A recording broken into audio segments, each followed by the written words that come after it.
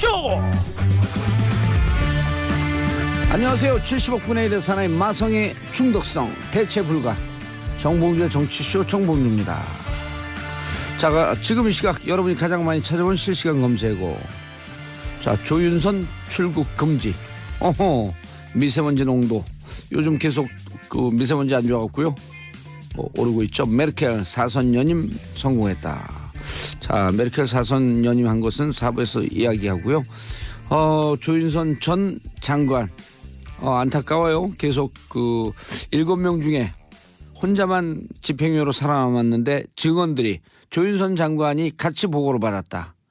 징역은 한 번 갔다 와서 두 번 갈 때는 지옥문을 들어가는 것 같습니다. 세 번째서부터는 저절로 쫙쫙 가요. 가실 거면 3번. 모레도 3선. 자, 광고 듣고 돌아오겠습니다.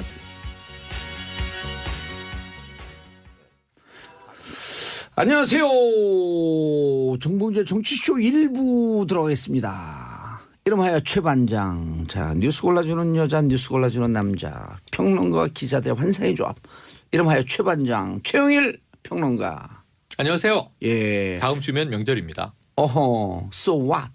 그냥 이번 주 열심히 버티시자고요. 자, 한경 TV 기자님. 네, 안녕하세요. 예. 장윤선 기자님 자리하셨습니다. 네, 안녕하세요. 예. 이번 주도 버티자가 아니라요. 네. 오늘 이 순간도 제가 멋진 말이 있어요. 우리 대한민국 사람들 머리가 좋아서 늘 미래만 인생인 줄 알거든. 지금 이 순간도 인생이다. 그렇죠. 지금 이 순간에 최선을 다하고 오늘 주어진 이 아름다운 시간을 어떻게 하면 최선을 다해서 즐기고 열심히 살 것인가. 부끄럽습니다. 예, 그렇게 사셔야 돼요. 예, 김경님 지난번에 아빠들 왕수다 조합 좋다던 청취자입니다. 오늘 차반장 이 조합도 좋아요. 이 조합도 좋은 게 아니고 이 조합은 원래 좋고요. 왜 그런지 아세요? 다 일하는 사람들 노동조합. 그러네요. 자, 김성윤님 정치쇼 청취한달로 오는데 항상 손빨래하며 들었던 다둥맘입니다. 오늘도 출첵. 좋습니다. 다둥맘. 진정한 애국자. 땡큐. 땡큐 for Korea. 네? 한국을 위해서 만원 애를. 자, 애는 부부가 낳고 아이들의 육아 및 교육, 성장은 국가가 책임지는 나라. 우리가 꿈꾸는 나라. 그렇죠. 샵 1035 짧은 문자 50원 긴 문자 100원 문자 보내주시기 바라겠습니다. 여러분들의 문자는 최반장도 춤추게 한다. 하루도 문자를 보내지 않으면 손에 가시가 돋는다. 그런 얘기 들어보셨어요? 아니요. 네, 안 들어봤죠. 돌아가신 안중근 의사가 기뻐하는 문구입니다. 하루라도 문자를 보내지 않으면 손에 가시가 돋는다. 손에 가시가 돋으면 어떻게 일해요? 못하죠. 그러니까 네. 문자를 보내야 돼요. 그러니까. 보내야 되는 거구나. 계속. 그렇죠. 자, 오늘 첫 번째 뉴스. 네. 전성 기자님. 아마 많은 분들께서 야 어떻게 이런 얘기를 할 수가 있을까라고 이거는 진짜 너무하다. 예. 정진석 자유한국당 의원의 정진석. 네 오호. 인데요. 예. 마이크를 갑자기 예. 들이대 주셔요. 정진석 밖에서 의원 안 써도 다 알아요. 네. 마이크 들이대라고. 네. 그러니까 그 사실상 이명박 전 대통령에 대한 검찰 수사가 초일기에 들어가면서 이명박 정부 당시에 정무수석을 지냈던 정진석 의원이 총대를 메고 MB 구하기에 나선 것 아니냐. 그러나 여의도 정치권에서는 이것은 똥볼이다. 이런 분석이 지배적입니다. 그러니까 지금 보면 말을 그렇게 하면 안 되죠. 근데. 그러니까요. 그래서 민병도 의원 같은 분들도 이런 얘기예요. 어떤 말을 하셨어요, 정진석 의원이? 페이스북 읽어주세요. 네, 페이스북에서 그러니까 예. 구체적으로 나왔던 얘기는 제가 지금 정리된 문건을 바깥에 두고 왔는데, 그래요? 네, 그러니까 구체적으로는 이런 거죠. 부부 싸움. 을 하다가 돌아가셨다 뭐 이런 건데요. 그러니까 부부싸움 끝에 권양숙 여사는 가출을 하고 그리고 난 다음에 노무현 전 대통령이 스스로 목숨을 끊은 사건이다. 이제 이렇게 폄훼를 했는데요. 그런데 이게 어떻게 이명박 대통령 책임이란 말이냐. 그러니까 이제 이명박 전 대통령의 책임이라고 주장하는 것은 그 전에 박원순 서울시장의 이른바 이명박 정권 하에서 있었던 국정원의 뭐 민간인 사찰 그리고 블랙리스트 뭐 이런 여러 가지 문제들이 사실상 이것은 이명박 전 대통령 특히 이제 노무현 전 대통령에 대한 검찰 수사 있지 않았습니까? 예. 그것 자체가 모욕주기였다라고 이제 박원순 시장이 비판을 하면서 이명박 전 대통령을 고소하지 않았습니까? 예. 서울시와 박원순 시장의 이름으로 이명박 전 대통령을 고소한다. 뭐 이런 일이 있었는데 왜 박원순 시장이 이명박 전 대통령을 물고 어허. 늘어지냐. 그래서 이것은 정치 보복으로 끝낼 일이 아니다. 뭐 이렇게 주장을 하면서 또 노무현 전 대통령을 끌어들인 거죠. 이러면서 이제 사자 명예훼손 얘기가 나오고 있고 오늘 유족이 정진석 의원을 고소할 예정인데요. 어쨌든 중요한 것은 그분의 죽음과 관련해서는 이미 많은 분들이 다 온 국민이 애도를 하고 넘어간 많은 일인데 국민들 온 국민이라 그러면 또 트집 잡아요. 그렇죠. 그래요? 많은 국민들이 정말 많은 국민들 전 세계에서 굉장히 많은 국민들이 그분의 죽음을 애도하고 넘어간 사건인데 이것을 다시 또 끌어들여서 사자 명예훼손을 한 것은 이 정치적 책임 그리고 법적인 책임을 분명히 지지 않을 수 없을 것이다. 예. 이런 얘기가 나오고 그런데 있어요. 이어서 사과를 하는 줄 알았어요. 이 금도를 넘어선 정치적인 막말이다. 네. 사실 그 2009년 사건은 말이죠. 그 당시에 많은 국민들이 공감하기에 이게 정치적 타살 아닌가. 논두렁 시계를 국정원이 해서 언론과 네. 그건 합작한 끝까지 작품이다. 밝혀야 돼요. 이게 나와 논두렁 있는 시계는. 거고요. 네. 이런 지금 정황인데 근데 이제 정진석 의원이 사과하는 줄 알았어요. SNS에. 그런데 이 고 노무현 대통령의 유언을 끄집어냅니다. 누구도 원망하지 마라라고 했는데 네. 왜 원망하느냐라는 투로 사과를 하는 줄 알았더니 오히려 또 유언을 엉뚱하게 해석을 해요. 그 두 번째 공분을 또 불러일으킵니다. 그러니까요. 그 마지막 어제- 한 문장이 완전히 그래서 예. 그동안 MB 정권에서 벌어졌던 수많은 적폐에 대해서 묻어달라는 거냐 이런 반론이 네. 굉장히 많이 나오고 있죠. 그런데 저는 그 얘기를 듣고 그러니까 우리가 정치를 아는 기자들 정치권 인사들이 이 눈높이에 문제가 있는 거예요. 그때 추모객이 연인은 1,000만 원 넘었거든요. 네. 그렇죠. 추모객 연인은 1,000만 원 넘었는데 정치를 아주 모르는 사람이 이런 얘기를 해요. 그런 그때 그 정진석이 의원의 얘기는 노무현 대통령 가족과 노무현 대통령을 지지하는 그 특정 정치인들을 비하한 것을 넘어서 노무현 대통령의 죽음에 슬퍼했던 국민들을 모독한 거다. 네. 그럼 우리가 부부싸움에서 그것 때문에 자살한 그분을 추모하려고 그렇게 슬퍼했냐. 이건 국민을 모독한 거다. 가만둬서 안 된다. 그때 진짜 깜짝 놀랐어요. 정말 정치 모르는 사람이 우리 집사람이 그렇더라고. 어젯밤에. 이건 국민을 모독한 거다. 자기 그 얘기 듣고 너무너무 자기 정치도 못하고 모르고 오로지 정봉주 정치만 보고 있었던 사람인데 너무너무 슬펐는데 그럼 자기는 부부싸움에서 죽은 사람을 보고 그렇게 슬퍼했냐. 슬퍼했냐. 애통했던 것인가. 국민을 예. 모독한 거다. 예.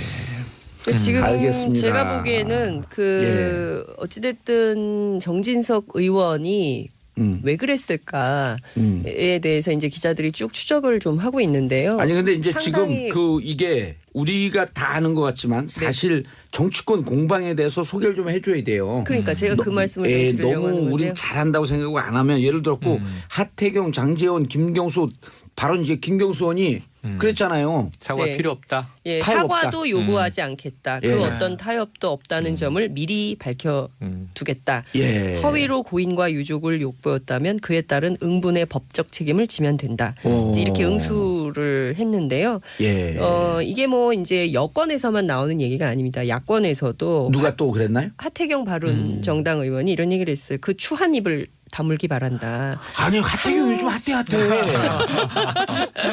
여기 한두 번인가 왔었잖아요. 네. 요즘 하태경 칭찬 많이 해요. 여기 와서 그런가요? 아니 그게 아니고 자기 소신이 있고 사안별로 정확한 얘기를 하더라고. 일테면 저는 추미애 의원 할 때 막 소리지고 나간 거 그 싫었거든요. 네. 지적을 했는데 어쨌든 내용인즉슨 또 한쪽에서 보면 대통령조차도 지금 대북 강력 제재 얘기하는데 지금 대화 얘기할 때냐. 근데 그건 지적은 옳지 않았는데 어쨌든 자기 소신에서 또 얘기는 하더라고. 그렇죠. 예. 근데 저는 보수 정치인으로서 예. 뭐 이런 거예요. 한국당이 이제 이런 얘기를 했거든요. 한국당이 떠들면 떠들수록 적폐청산 구호만 더 요란해질 것이다. 느닷없이 노무현 전 대통령 가족의 금품수수 사건을 끄집어내서 물타기에 나선 한국당이 한심스럽다 이런 얘기를 했거든요. 누가요?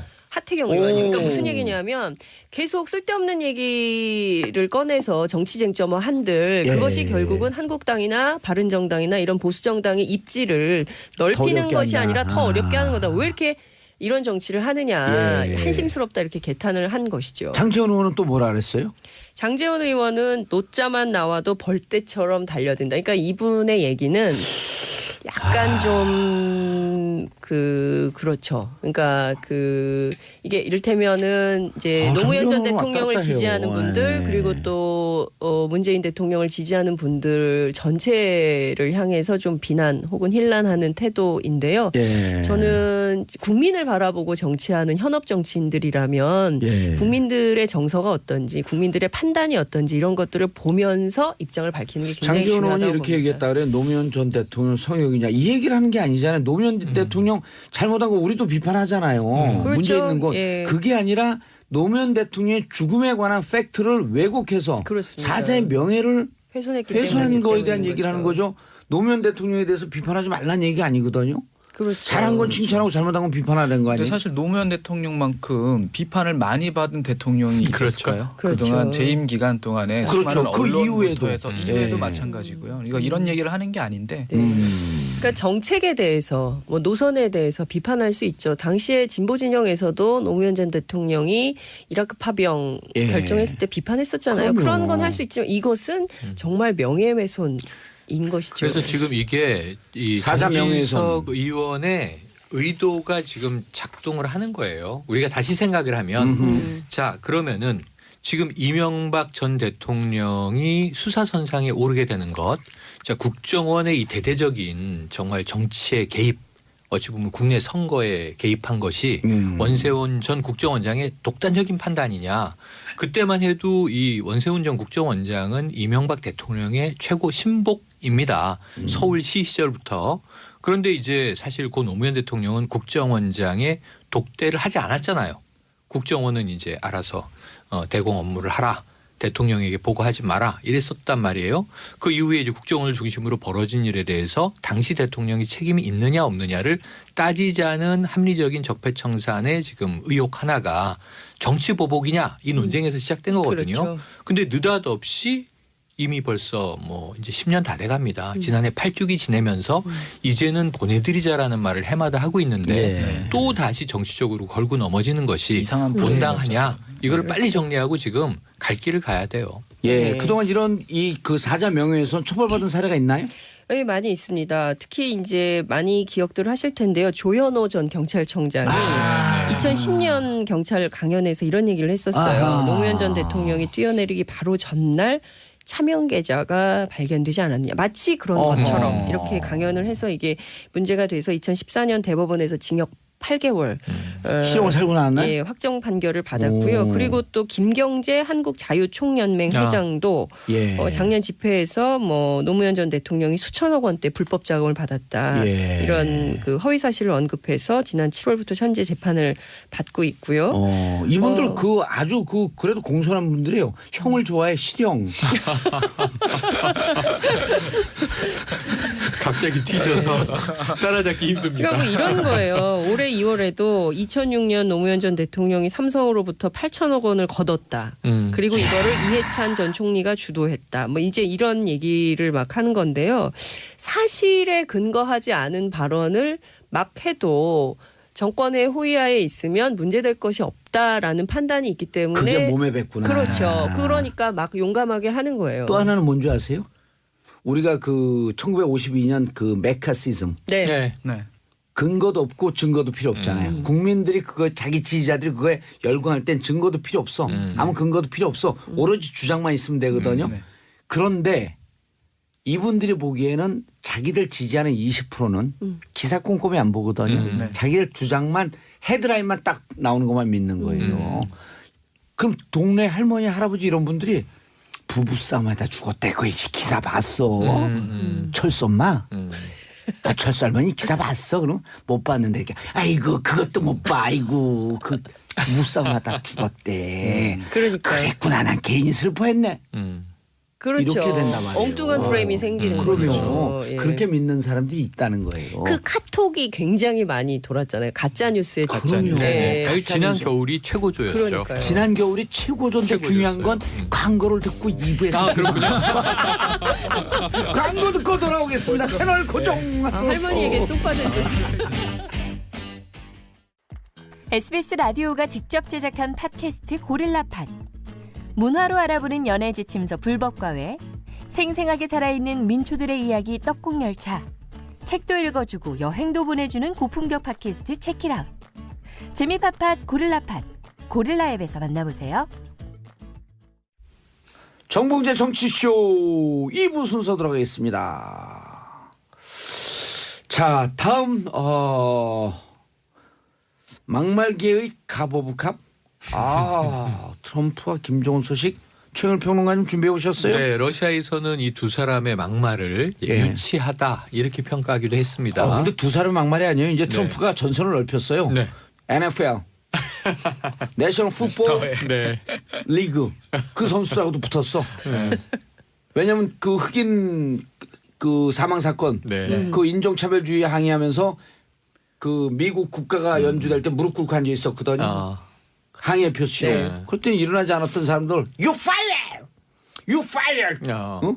그게 원래 자신이 너 방송에서 그러니까요. 썼던 네. 얘기잖아요. 폭스 근데 TV에서 너무 했던 유치한 게 자기 지지자들은 이제 NFL 풋볼 보지 말라 이렇게까지 독려를 하더라고요. 아니 그래서 그것은 시사회. 어제 오늘의 얘기는 아니에요. 이미 저 당선 전 네. 혹은 대선 과정 또 이제 취임 후부터도 뭐가 있어요. CNN 기자 때려 눕히는 뭐 유튜브 동영상이라든가 여러 가지가 이제 뭐 막말은 워낙 많았고 사실 최근에 전 제일 재밌게 본 거는 에미상 수상식에서 거의 이 트럼프 대통령에 대한 패러디가 본물이 넘쳐요. 그래서 무슨 얘기가 나왔냐면 에미상이 방송인들에게 주는 상인데 에미상이 이번에 반성을 했어요. 트럼프가 그렇게 타고 싶어 했던 에미상. 왜냐하면 방송 진행자였으니까. 네. 에미상을 안 줬기 때문에 대통령이 돼버려서 지금 나라가 이 지경 아니냐. 에미상을 주자. 차라리 마지막에 주자. 트럼프 당신이 그렇게 원하던 에미상이 여기 있어. 이게 수상 소감 나오고 막 그랬어요. 그래서 이제 트럼프에 멋져요. 대한 네, 유머가 살아있는. 미국 내에서의 뭐 유머와 패러디 넘칩니다만 지금 우리가 관심 있는 건 아까 국내 막말을 우리가 다뤘잖아요. 예. 그러니까 국제적인 막말은 어쨌든 북미 간에 지금 그렇죠. 이 전쟁 위기 에스컬레이션의 문제라고 봐요. 예. 그래서 이 유엔 총회 때 트럼프 대통령이 역대 미국 대통령으로서는 유엔이라는 자리에서 하지 않던 이야기를 막 쏟아낸 겁니다. 그렇죠. 아메리카 퍼스트 얘기를 또 하고 네. 그러면서 이제 북한에 대해서 자 완전한 파괴 이 발언이 등장한 게 문제가 예. 됐죠. Totally destroy North Korea. 맞습니다. 그래서 그 다음 날 이례적으로 김정은 국무위원의 명의로 여기에 대한 최초죠. 반박 성명이 최초로 발표가 됩니다. 예. 그리고 이제 리용호라고 그러죠. 리용호 네. 이제 북한 외무상이 유엔 총회 연설을 하는데 또 어마무시한 얘기를 하죠. 예. 그러면서 이때 이 북한 성명에는 이게 영어로 뭐예요? 도타드 늑다리라는 표현이 이제 등장을 해서 트럼프 대통령을 향해서 늑다리 미치광이. 그래서 이게 미국에서 잘 안 쓰는 표현이다 안 쓰는 보니까 표현이에요. 예. 미국인들이 막 검색을 시작했어요. 그러니까요. 도타드가 내가 모르니까 뭐야? 모르는 미국인들도 네네네. 모르는 거예요. 그 늑다리라는 게 뭐야? 그래서 나이가 많이 들어서 정신이 온전치 않은 이런 표현이라고 해요. 그 미국인들이 새로운 지금 막 이제 스펠링이 D-O-T-A-R-D. DOTRDD, DOTARD. 그러니까 D-O-T-A-R-D.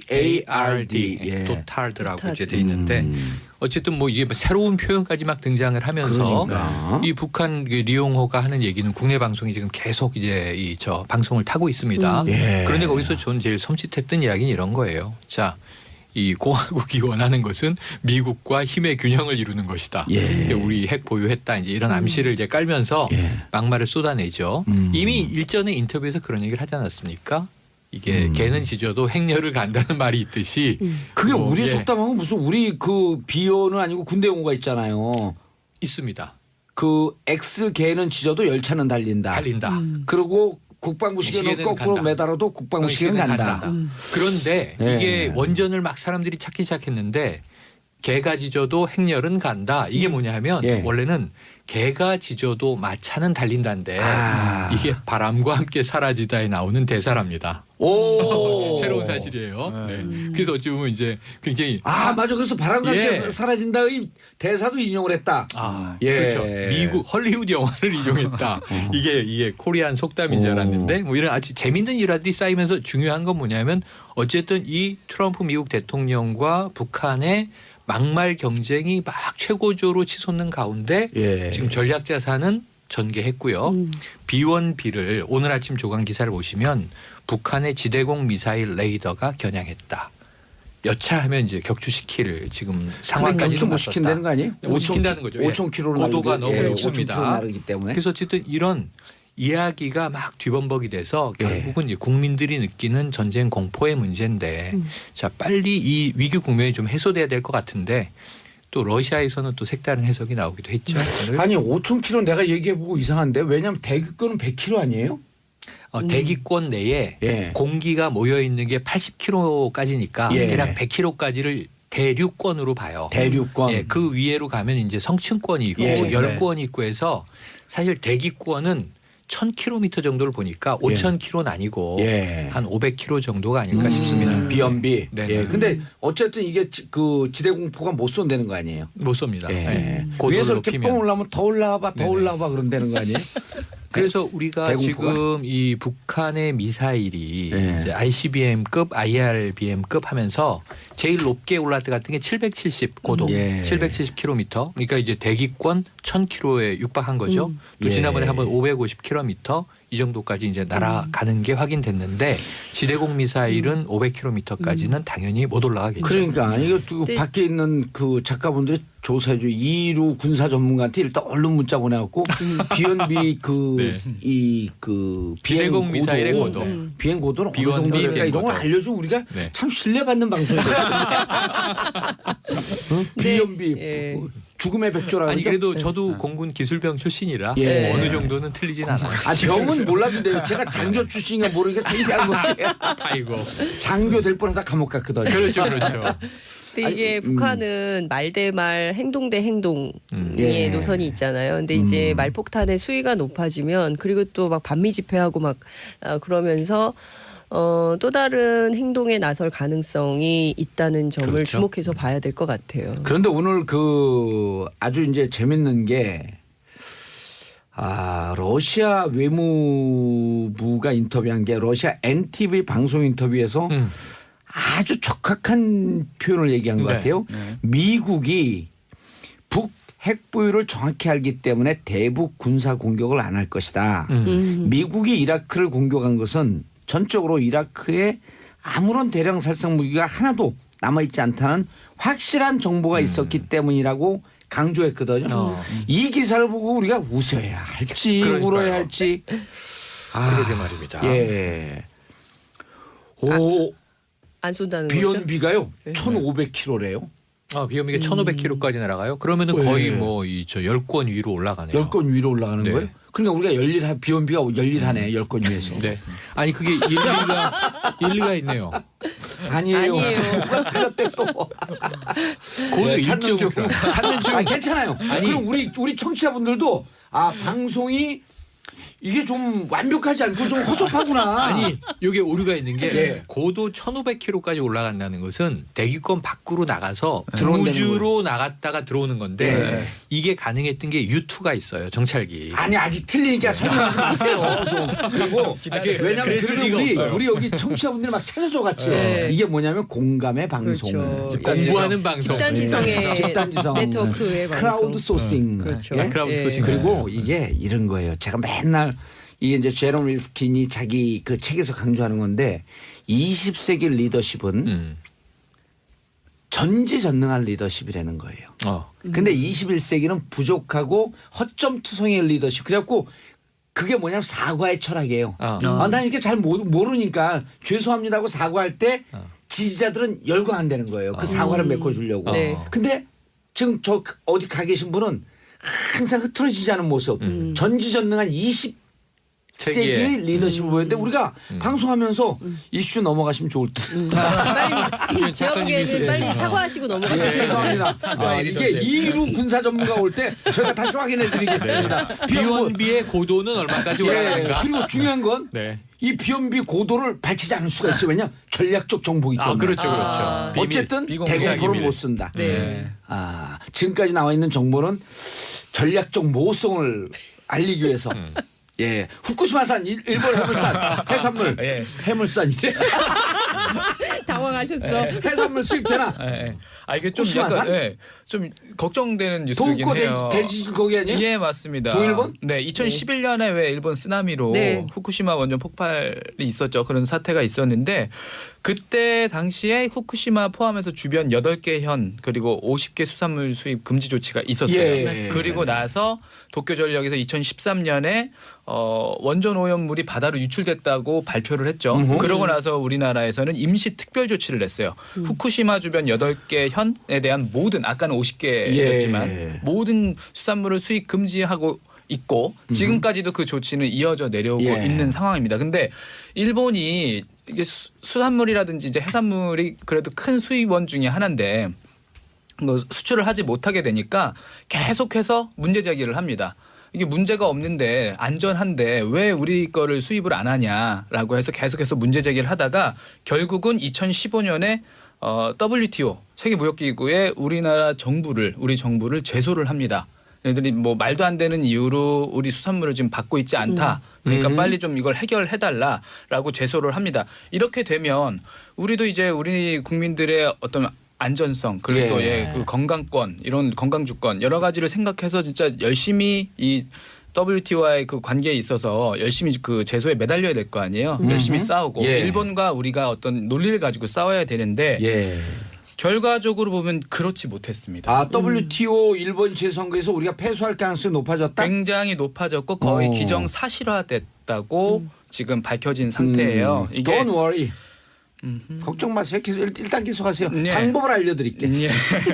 봉도사. 예. 이게 어제였죠. 그 더불어민주당 기동민 의원이 기자회견을 열었어요. 예. 이번 사안이 좀 커질 수가 있으니까 이 정확하게 좀 알려드려야겠다라는 취지로 기자회견을 열었는데요. 예. 이번 분쟁에서 우리가 패소할 가능성이 정말 크다. 왜냐하면은 우리 정부가 이제 그 수산물 수입 금지를 유지하기 위해서는 과학적인 증거라든지 아니면 여러 가지 근거를 일본 측이나 아니면 WTO에다 계속해서 갖다 대야 되는데 예. 그러질 못했다. 그래서 이제 일본 정부는 계속해서 여러 가지 부분에서 자기네들의 논리를 어필하고 있었는데 우리는 그렇게 하지 못했다는 거예요. 그래서 예를 들면 뭐 일본 수산물 방사능 관리 실태를 분석하기 위해서 전문가위원회를 발족하고 현지 조사를 했는데 그 조사 결과에 대해서는 좀 되게 불투명해요. 발표도 안 돼 있고 또 하나 전문가위원회에서 이제 후쿠시마 그 내부에 있는 아래에 있는 해저토랑 심층수를 조사해서 이제 시행하기로 했거든요.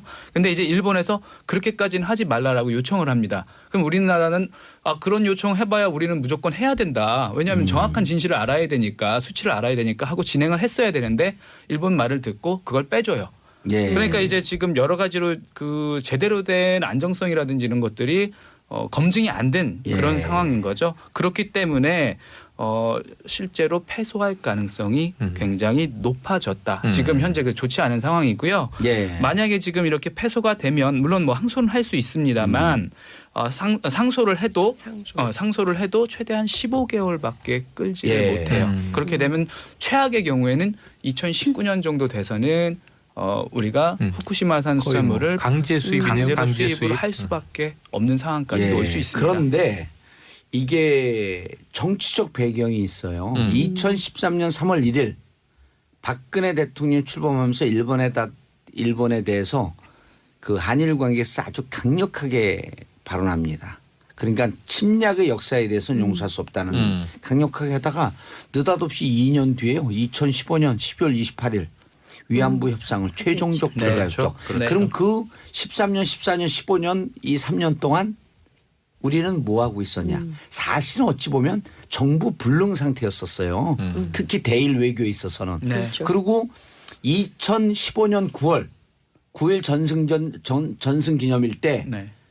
천안문 올라갔었잖아요. 그렇죠. 예. 열병식. 그다음에 10월 말에 천안문 올라가니까 미국에서 화들짝 놀라갖고 미국에서 불렀고 한미일 정상회담을 해요. 그때부터 급가속을 밟으면서 12월 28일 날 그때 미국에서 불렀고 그런 거예요. 너네 싸우지 말고 친하게 지내. 우리 한미일 지금 MD 회의 되는데 그렇게 네. 싸우면 안 되거든. 네. 그러니까 박근혜 정부는 이 정부 외교 불능 상태니까 시키는 대로 한 거예요. 그러니까 일본과 뭘 했어요? 위안부 협상을 했잖아요. 그럼 네. 근데 이 WTO 제소를 2015년에 했거든. 네. 일본과 위안부 협상까지 하는 마당인데 WTO 가서 우리가 싸워요? 적극적으로 했겠느냐? 싸울 수가 없는 상황이죠. 그렇죠. 그러니까 예. 이 부분을 우리가 정확히 알아야 될 것 같아요. 예. 이전 정부에서 사실은 제대로 된 역할을 하지 못했고 하나도 굉장히 못했어요. 무능하게 이 일을 진행을 해왔던 예. 건데 지금 와서 또 이렇게 지적을 하고 우리가 이 부분을 언급을 하게 되니까 예. 이제 저쪽 자유한국당에서 또 바로 뭐라고 하냐면 또 박근혜 정부 탓을 하냐 또 넘기기냐 이런 식으로 또 프레임을 또 짜고 있거든요. 그래서 이런 부분에 있어서는 분명히 잘못하고 어느 쪽에서 무능하게 일을 진행해 왔는가 이 부분을 정확하게 좀 아실 필요가 있다고 생각이 됩니다. 예. 실제 WTO 대응과 관련해서는 정부위원회 활동도 중요하지만 민간 차원에서의 활동도 굉장히 중요한데 예. 박근혜 정부에서 그 활동 중단을 시켜버렸거든요. 아. 네, 그러니까 그렇죠. 그 관련해서 이 통상 전문가들은 당시에 외교통상 분야에서 박근혜 정부가 한 게 거의 없다. 그러면 이게 대응을 안 한 게 아니라 거의 대응을 막은 상황처럼 그럼요. 보이네요. 그렇죠. 아니, 네. 왜냐하면 이게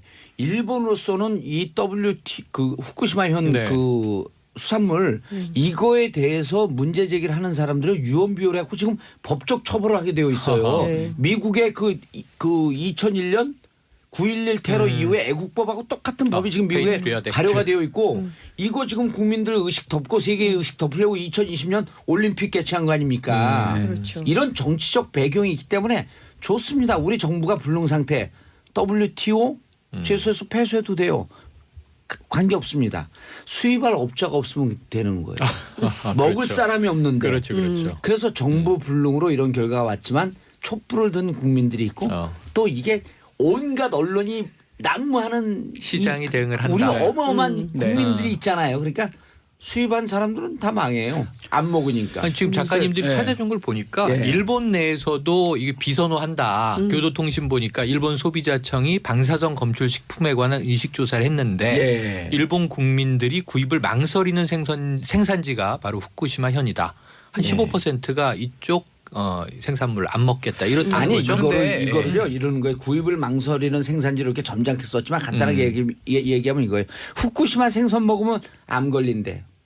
이런 생각이 있는 거예요. 네. 일본 그래서 국민조차도. 일본 국민들도 불안한 그래서, 거죠. 예, 그래서 제가 이 후쿠시마 터졌을 때 2013년 출소하고 난 다음에 강남에 한 일식집을 가서 주방장을 불러갖고 후쿠시마 현에서 오는 생선 일본에서 오는 생선 항목을 쫙 쥐고 이거 먹으면 어떻게 되는지를 한 3분 얘기했어요. 그랬더니 이 일식집 셰프가 자기는 살면서 이런 무서운 얘기 처음 들어봤대요.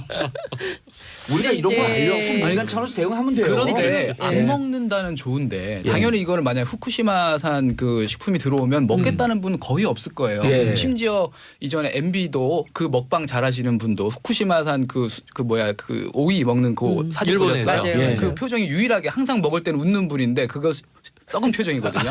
그러니까 이거를 좋아하시는 명예훼손을 분들 걸리고 아니 썩은 표정을 썩은 표정이라고 좋지 하는데 않은 표정이시거든요. 예, 어느 썩은 표정이라는 건 없어요. 좋지 않은 표정, 나쁜 표정, 인간이 그런데- 아닌 표정, 동물의 표정 이런 거 좋아요. 걱정이 되는 부분은 뭐냐면 이게 만약에 들어오게 되면 이게 수입업자분들이나 이게 좀 항상 못된 짓을 하시는 분들이 있잖아요. 원산지를 속여서 그래, 유통을 그래. 한다든지 그게 문제예요. 헐값으로 유통을 해서 어디 뭐 대량으로 납품을 한다든지 경제적 이익이 이런 높으니까. 부분에 대한 반기웅 감독이 기자님, 대한민국 철저해야 네티즌 되고. 수사들을 우습게 봤어? 왜 그랬어? 걱정이 됩니다 사실. 네. 걱정이 되는데 근데 이거 또 저는- 우리 네티즌 예. 수사대들이 추적하면요 다 잡혀요. 그래서 그러니까 수사대가 나서기 전에 정부에서 잘 해줄 그렇죠. 거라고 저는 그렇지. 생각을 합니다. 그러니까 지금이라도 늦었다고 뭐 패소가 확실시 된다라고 포기할 것이 아니라 상소를 앞두고 우리 정부가 할 수 있는 대응 논리를 최대한의 세게 대응을 만들어서 그럼요. 그렇죠. WTO 대응을 해야 된다라는 게 네. 통상 전문가들의 주장이더라고요. 그러면 그리고 정의용 네. 외교안보 실장 그건 네. 또 통상교섭 전문가 아니에요. 맞아요. 그 외교안보 무슨 계속 비판하는데 이럴 때 한 방 빵 하는 그러니까 거야. 남북 관계 잘 모르시죠, 어. 사실 그분 통상 전문가니까. 예. 아니 다 알 수 있는데 그래서 이번에 정의용 실장한테 부탁하는 거예요. 지대로 한번 하해. 아니 근데 통상교섭본부에 김현종 본부장도 있어요. 네. 이 일을 직접 담당하는. 예. 조민혜님, 우리가 얘기한 정답 나오잖아요. 제가 지금 일본에서 10년 이상 살고 있는데요. 확실히 집안 마트에도 후쿠시마 사는 잘 안 나요. 놓아도 살 생각을 안 하네요. 자, 아하. 네티즌 사대 100명 정도 후쿠시마에 파견했고 이 차량을 추적하는 거예요. 저 차량이 한국으로 가나 안 가나 쫙 추적하고 대한민국 네티즌 사대 우습게 보지 마세요. 그리고 지금 정부가 잘할 거라고. 네. 예. 그리고 아까 저 제 기사에서 믿어요 이니. 찾아보니까요. B1B 폭격기의 최대 고도는요. 예. 18,000m입니다. 18km에 불과합니다. 예, 우리가 500, 1000이 아니고요. 18km. 18km? 역시 오, 그럼 18,000 무척 높은 거 아니에요? 무척 높은 거죠. 예. 18,000m. 그럼 우리 비행기 떠갈 때는 얼마에 그렇게 비교해 줘야지. 통상적으로는 한 2에서 3km 정도. 예? 네, 높지 않아요. 오, 그렇게 높지 않은 거는 광고 듣고 3부에서 물어봐야겠네. 광고 듣고 3부에 돌아오겠습니다. 채널 고정. 정봉주의 정치쇼 3부 순서 들어가겠습니다. 자, 정유석 기자님. 네. 아까 뭐 확인하고 넘어간다 그랬잖아요. 확인할 필요 없죠? 확인할 필요 네. 없습니다. 네. 네. 정유석 기자님. 네. 다음 뉴스를 영어로 하면 뭐라는 줄 아세요? 넥스트 뉴스 어떻게 알았어? 우와. 근데 틀려요. 틀려요? 네, 틀렸어요. 아, What next news? 아. what이 들어가야 돼. what? 뭐냐고. 아, 예, what next news? 아니 근데 시청자분들은 아니 청취자분들은 안 웃으시는데 저희들만 웃는 것 같아서 좀 그렇겠죠, 죄송해요. 아마. 그죠? 그 좀 정도 민망해요. 소리가 안 들려요? 아, 들리세요? 안 들려요? 문재인 대통령이 예. 3박 5일간의 첫 번째 외교 유엔 연설 마치고 예. 귀국을 하셨습니다. 예. 다음 주 추석인데요. 이번 주에 여야 5당 대표들 모시고 그 남북 관계, 한반도 평화 문제, 그리고 또 대북 인도적 지원 문제, 동북아 정세 뭐 이런 등등 이야기를 하자라고 했으나 다른 당들은 다 좋다고 하는데 딱 한 당. 예. 지난번에도 마찬가지였어요. 그러면 예. 안 봐도 비디오죠. 누군 것 같으세요? 안 오시겠다고 예. 하고 계십니다. 그러니까 뭐 이런 거예요. 지금 뭐 보여주기식 회동에는 응대할 필요가 없다. 그러니까 이게 보여주기식 회동이냐는 거죠. 그러니까 그야말로 여야 협치로 국내 정치를 제대로 좀 잘 해보자라는 차원에서 청와대가 주관하는 자리인데 이 자리에 난 안 가. 그러니까 1대1로 불러달라는 거거든요. 영수회담. 그러니까 왜요? 뭐 다른 당들은 제일 야당이니까 다른 당들 다 빼고 그리고 제일 큰 당이니까 우리를 불러달라 이런 대우를 해달라라고 주장을 하는 건데 근데 국민이 이미 다당제를 선택을 해줬잖아요. 그러니까요. 총선에서. 예, 이미 국민의 선택을 계속 외면하고자 하시는 거죠. 그래서 청와대가 끝까지 노력은 한다고 하는데 만약에 이번에도 불참을 하게 된다면 저는 또 자유한국당 왜 저러냐 이런 비난이 있지 않을까 이런 생각이 좀 듭니다. 이게 두 번째거든요, 벌써. 예. 그런데 보여주기식인지 정말 내용이 있는지 만나봐야 될 거 아니에요. 그러니까요. 가보지도 않고 예. 어떻게 하냐는 거죠. 예. 안 봐도 비디오다 안 봐도 뻔하다 이런 얘기인가요? 뭐 그럴 수도 있는데 지난번에 상당한 효과가 있었잖아요. 사자 그 4개 정당 대표들 그렇죠. 모였을 때 예. 상당히 내용적 진전이 있었는데 원내대표 다 때도 소문 그랬고요. 들으셨을 텐데 그럼에도 또 보여주기 싫. 그러니까 본인에 대한 좀 이걸 갖춰달라라고 주장을 하는데 그러기는 어렵죠. 왜냐하면 이미 국민이 지난 총선에서 말씀 주신 대로 다당제를 근데 선택했기 전 때문에. 이게 재밌는 게 정치가 참 물고 물리고 있어서 네. 자 지금 이제 홍준표 대표가 대통령의 이 대표 초청 안 가겠다. 쇼통이다. 지금 이렇게 비판하고 있는 그렇죠. 거잖아요. 그래서 예. 보이콧이 계속되고 있는데 예. 또 다른 정치인이 홍준표 대표를 향해서 쇼통하지 마라. 쇼통이다. 이런 분이 있는데 아까도 등장했던 하태경 의원이에요. 지금 어떤 논란이 좀 있냐면 홍준표 대표가 이 자유한국당의 디지털 정당 부위원장에 외부 인사들을 영입했어요. 예. 22일부로 지금 이름을 읽어드리면요. 이 김찬식 해병대 전국 총연맹 본부장, 오호. 빨간 모자에 예. 선글라스 딱 끼신 분입니다. 백경숙 전 박사모 서울 북부 본부장, 그리고 이제 박사모. 가장 오호. 박사모고요. 그리고 이 주옥순 현 엄마부대 MFN 엄마방송 상임 대표. 이 주옥순 씨 이분이 거의 모든 친박 집회, 뭐 소위 일명 뭐 지난 이제 겨울 동안의 태극기 집회 앞장서서 굉장히 목소리를 높였던 예. 분이고 이 박근혜 전 대통령의 이 사택 앞에서 또 지금 벌어지고 있는 재판 그 예. 이제 법정 네. 전후에서 활동을 활발하게 하는 분이에요. 그러다 보니까 하태경 의원의 말은 이거예요. 오른손으로는 친박 청산, 예. 왼손으로는 친박 영입. 그럼 왼손이 하는 일을 오른손이 모르게 하는 건가? 이런 얘기를 하고 있는 거죠. 아, 하태경 의원 핫해. 오. 어떻게 보세요? 그런데 무슨 위원회 영입을 했다고요? 디지털 정당 위원회. 디지털 정당위원회인데 이분들 IT하고는 전혀 관계가 없어요. 지금 전국을 찌르셨습니다. 아니 이분들 아니 저희는 참아할 수 없는 얘기를. 아니 그리고 이분들 그 핸드폰 기능 1%도 이해 못할 텐데 요즘 아이폰. 아이고요. 그래서 지금 아시겠죠. 걱정이 스마트폰. 저는 자유한국당 입장에서 걱정이 되는 예. 게 제가 IT 벤처 출신인데 2003년에 예. 열린우리당 창당될 때 처음으로 모든 정당의 전자정당위원회 이 맞아요. 파티라는 게 생겼어요. 네. 그렇죠. 그때 제가 이제 자문위원을 했는데 유시민 위원장, 뭐 허운나 위원장, 처음에 백이선 위원장 예. 이런 분이었어요. 그런데 지금 자유한국당의 디지털 정당 위원회면 젊은 층에 다가가기 위해서 할 일이 참 많다고 보여져요. 그런데 이분이 아까 뭐 MFN 엄마 방송 상임대표라고 이제 예. 직함을 소개드렸지만 디지털 정당으로 전 해병대 전후회 뭐 부위원장 예. 뭐 이런 분들이 역할을 무엇을 하실까 좀 걱정은 됩니다. 아 이분들이 일단 기본적으로 디지털 정당 그 위원회 위원이 되려면요 2가지를 해야 돼요. 첫 번째 정봉주의 정치쇼 강원도에서 오지 않은 양구 뉴스 들어야 돼요. 이게 과학과 정치가 만날 때 정치인의 역할. 근데 이거 보면 다 잘 이해를 못하는데 제가 설명을 잘하고 이해하는 거거든요. 두 번째 기본적으로 영화를 봐야 되는 게 있어요. 마이너리티 리포트. 그 톰 크루즈 나왔던 아, 거. 그렇죠. 눈빛을 딱 보면서 핸드폰 바꿀 때 됐습니다. 이게 21세기 다음 세대에서 어떤 광고의 의미가 있는지 광고는 어떻게 변하는지 IT는 어떻게 변하는지 그리고 이분들한테 사물 인터넷을 영어로 뭐라고 그러냐고 네. 쓰고 IoT. 네. 써주면 어떻게 읽으냐면 10T 이렇게 하고 읽을 거예요. 일단 기본적으로 IT에 대한 좀 이해가 있어야 돼요. 네네. 기술은 몰라더라도 변화하는 흐름은 알아야 되는데 다 이분들은 오프라인에서 강한 분들이에요. 이분들이 자유한국당에서 이제 뭐 타이틀을 맡으셨으니까 예. 한번 이 자리에 초청해서 디지털 IT에 역량 대해서. 검증을 한번 하세요. 예, 최영일과 강양구 기자 앉혀놓고. 왜냐하면 검증단. 이분들이 의외로 엄청난 손가락으로 카톡을 유포시키는 또 능력이 있으실 수 예. 있어요. 왜냐하면은 이 군중 동원력이 또 만만치가 않은 분들이에요. 그렇죠. 네. 물론 이제 자금 문제라든가 여러 가지 지금 또 이제 의혹의 대상이기도 합니다만. 그 옛날에 그 디지털 정당위원회 했는데 좀 연로하신 분이 왔고 이 마우스 더블 클릭이 안 되는 분도 계셨어요. 있었어요. 더블 클릭 못하는 분들이 있었죠. 자, 895님 네 분 너무 호탕하게 웃으셔서 기분이 좋아지네요. 좋은 바이러스 전파해 주시네요. 아까 우리끼리 웃는 것 같아서 죄송하다고 네. 하는데 그렇지 네. 않게 네. 895님은 자주 문자 보내주신 분이에요. 자, 샵 1035 짧은 문자 50원 긴 문자 100원 문자 보내주시기 바라겠습니다. 여러분들 문자는 최반장도 춤추게 한다.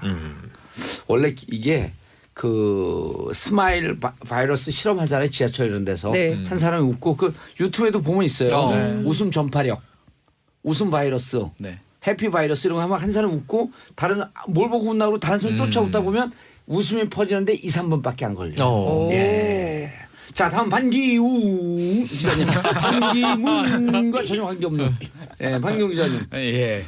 관계는 조금 있습니다. 왜요? 예. 반씨? 종친. 예, 종신이고 이번에 또 고향에 오셨더라고요. 오. 저랑 뭐 벌초하고 하실 때. 만나셨어요? 예. 아니 저는 일이 있어서 못 아니 봤는데 그리고 전해 들었습니다. 반기웅 웅 기자와 네. 반기문 두 분의 성을 합하면 일이 되잖아요. 아 그러네요. 예. 관계 일도 있다. 관제 1 있습니다. 관제 1 있고요.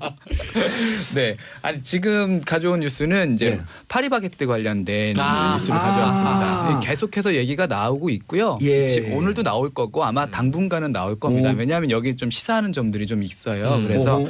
예. 그냥 내용을 간략하게 먼저 말씀드리면 많이들 알고 계시겠지만 고용부에서 이제 파리바게뜨에서 일하고 계신 제빵 기사분들을 직접 고용해라. 한 5,373명. 예. 직접 고용을 해라라고 이제 시정 명령을 내렸습니다. 지금 그러니까 다시 얘기를 하면 가맹점에서 지금 파리바게뜨 빵집에서 일하고 계신 제빵 기사분들 대부분이 비정규직뿐만 아니라 그 협력업체 소속이에요. 그러니까 파리바게뜨 소속이 아니고요. 파리바게뜨 말고 이제 가운데 있는 협력업체. 예, 가맹점주 그 파리바게뜨 빵집 소속도 아니고 파리바게뜨 본사. 여기 소속도 아니고 가운데 있는 협력업체 소속입니다. 협력업체에서 파견 도급입니다. 예, 그렇죠. 도급 형태로 가 있는 거예요. 예, 그런 상황인데 이렇게 소속 자체가 그러니까 이제 협력업체 소속인 거죠. 그러니까 그런데 일은 어떻게 하고 있었느냐? 고용노동부에서 살펴봤더니 결국은 본사의 지시에 따라서 다 움직이고 있었던 거죠. 그 대법원 판례에 따른 대법 판례가 있거든요. 네. 그럴 경우에는 본사 고용으로 본다. 네. 라고 하는 대법 판례가 있어요. 네. 이런 관련해서 소송도 계속해서 지금 이어지고 있는 상황입니다. 근데 그 예를 들어보면 단체 카톡방을 만들어서 업무 지시를 세밀하게 한다든지 아니면 뭐 근태 체크를 한다든지 몇 시 출근해서 몇 시 퇴근한다든지 아니면 승진 있죠. 그러니까 언제까지 일하면 뭘로 뭐 올려주겠다. 뭐 이런 식으로 이제 그 인사 승진까지도 다 본사에서 관리한다. 거예요. 기억나시죠? 예. 그때 세월호 노트북에서 나온 국정원이 근태와 맞아요. 예. 일지 관리하면 그래갖고 그때 판례를 뒤져봤더니 네. 이 정도면 국정원에서 직접 소위로 보고 그렇죠. 직접 근무하는 것으로 봐야 한다. 맞습니다. 비슷한 상황이에요. 그래서 지금 봤더니 협력업체 소속인데 왜 쓸데없는 제3자가 이렇게 업무를 지시하고 감독하고 하느냐. 그러니까 이렇게 하려면 직접 파리바게뜨 너네가 고용을 해서 임금도 더 올려주고 정상화시켜라 라는 게 이제 고용노동부의 취지입니다. 이렇게 돼서 그렇게 하지 않으면 과태료 530억 원을 내거나 아니면은 앞으로 계속해서 최대 1,600원까지 과태료 그리고 또 이제 수사까지도 착수를 할 수 있다라고 하는 게 현재까지 나온 얘기인데 지금 이렇게 얘기가 나오면 언뜻 생각해 보면 또 우리가 당연히 비정상화에서 정상화로 가는 과정 아니겠느냐 이렇게 생각을 할 수 있잖아요. 당연한 그런 사고의 기결이라고 생각을 하는데 이런 논리가 나옵니다. 이렇게 되면 한쪽에서는 또 이렇게 얘기를 해요. 이렇게 되면 파리바게뜨뿐만 아니라 파리바게뜨가 이제 우리나라의 그 어떻게 보면 제빵 시장에 굉장히 큰 역할이죠. 거의 그게 원래 공룡이죠. 본사가 어딘가요? SPC죠. SPC 예. 그룹. 삼립, 샤니 여기부터 시작했던 SPC 그룹. 삼립빵. 좋아하시나요? 아니 옛날에 얼마 전에 그 드라마 협찬해갖고 제빵왕 뭐 이런 거 드라마 만들었던데 아니에요. 네. 국내 제빵은 최고죠. 삼립 최대 규모고. 파리바게뜨. 네, 그다음에 파리바게뜨. 뚜레 같은 경우는 또 CJ. 시모. 네. 그렇죠. CJ 하면 안 돼. 시모 해야 돼요. 시모. 아니 뭐 파리바게뜨도 했는데. 모제이. MOJ. 근데 SPC는 어마어마한 프랜차이즈 왕국이에요. 지금 파리바게뜨 또 자매 브랜드인데 파리 크로아상 또 뭐 베스킨 라빈스 뭐 여러 가지가 있잖아요. 던킨 도너츠. 네. 하여튼 뭐 프랜차이즈 뭐 파스구찌도 아마 그렇게 알고 있죠. 하여튼 그런 그래서 거기서 그런 거가 나왔네요. 이 그 협력업체 근로자들 쭉 노동자들이 있으면 고른다 그래서 골라 먹는 재미가 있네. 그건 써리원이라 그런 거 아닌가요? 써리원이 베스킨 라빈스요. 그렇죠. 그러니까. 그런데 이제 논리가 이제 계속해서 뭐라고 나오냐면 그 기업 입장에서 자꾸 대변하는 논리가 나오고 있어요. 뭐냐면 이렇게 되면 빵값이 계속 올라가게 된다. 그걸 버티지 못하고 그 가맹점주들이 폐업을 하게 된다. 이렇게 되는데 사실 이 부분을 좀 정확히 봐야 될 필요가 있습니다. 이게 굉장히 항상 단순하기도 하지만 자주 나왔던 그런 얘기거든요. 그러니까 파리바게뜨가 직접 천천히 얘기하세요. 시간 많아요. 네, 파리바게뜨가 직접 고용을 하면 이분들 임금을 더 올려줘야 되는 건 맞아요. 예, 임금을 더 올려줘야 되니까 뭐 여러 가지 그 퇴직금이나 이런 부분도 좀 챙겨드려야 되고 하니까. 그게 정상 아니에요? 예, 그게 정상이죠. 그러니까 어쨌든 처우 개선을 해야 되는 건 맞습니다. 그런데 뭐 이게 기업에서 부담이 된다고 하면 뭐 그렇다고 합시다. 예, 그렇게 생각을 할 수가 오늘 있는데. 도전적이 좋아요. 아주 눈에 레이저 쏘고 있어. 화났어 지금. 네. 화난 그러니까- 황경 선수 계속 예. 달리시죠. 그러니까 기업에서 이렇게 되면 자기네들 돈을 안 쓰고 가맹점주한테 부담을 지울 수 있지 않겠느냐라는 사고까지도 가맹점주들이 발생해요. 걱정하고 있어요. 예, 예. 그러면 가맹점주들이나 이런 본사에서는 빵값을 또 올려서 이거를 손실을 메우려고 하지 않겠냐. 예. 이게 바로 이 논리인데요. 공정거래위원회가 있잖아요. 네, 그렇죠. 예. 근데 뭐 제가 다시 더 설명을 좀 드릴 부분이 있는데 그러면 지금 현재 이 빵값은 인력을 굉장히 싸게 돌려서 유지되고 있는 가격이냐 이 부분도 한번 생각해 볼 필요가 있습니다. 지금 빵값이 싸다고 생각하세요, 우리나라에? 싸지 아니요, 않죠. 싸지 않죠. 예. 빵값 빵빵해요. 예, 빵값.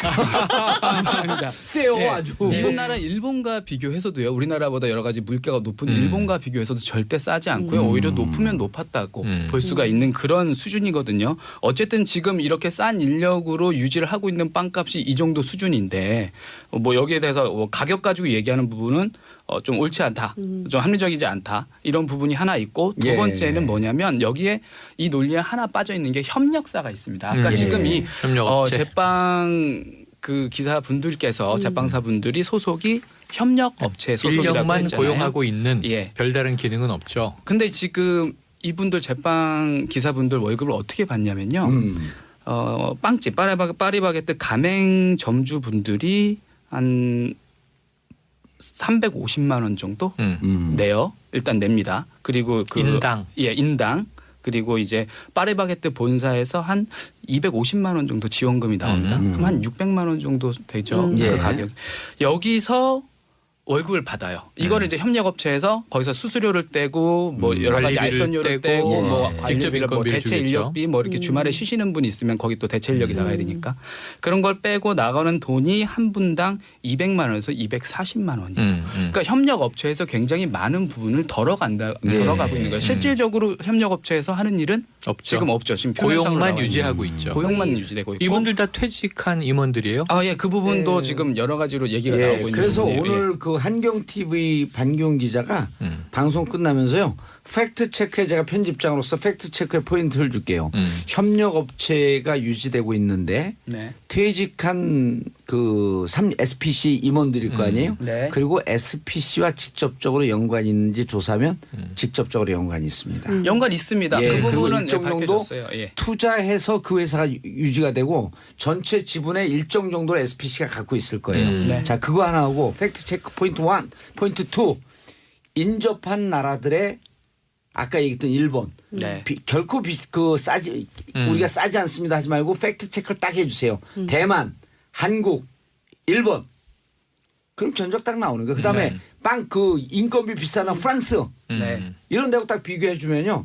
이 사람들이 폭리를 취하고 있었던 거거든. 그러니까 그렇죠. 결과적으로 네. 보면 모든 것은 다 소비자 목, 그다음에 가맹점주 목. 그러니까 맞아요. 그리고 자기들 공용은 책임지 주머니는 두둑히. 그러니까요. 예. 그러니까 저는 이런 고리를 이제는 끊어야 된다고 그러면 생각해요. 비정상의 정상화. 정상화. 김상조 위원장께서 좀 예. 근데 그럼 우리 왜 예. 비정상이 정상한 줄 알아요? 비정상이었던 나라가 이제 세계 정상의 나라로 가자는 거예요. 그렇죠.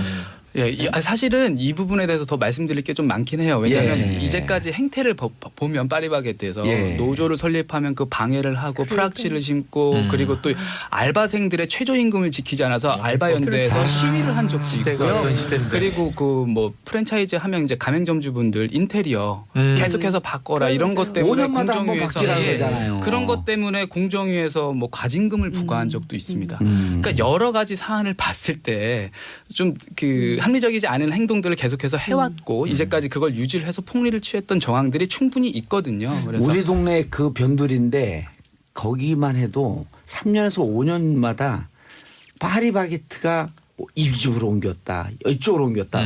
왜냐하면 인테리어를 바꾸라 그러니까 그 비싼 건물에서는 못 버티는 거예요. 그러니까 옆에 더 싼 데로 그러니까 점점 자꾸 구석으로 몰려가더라니까. 그럼 왜 그러냐 그랬더니 그거 하던 분이 그 프랜차이즈 포기하고 다른 거로 옮겨갔어요. 왜 그러냐 그랬더니 3년서부터 5년쯤 지나면 인테리어 그 리모델링 하라고.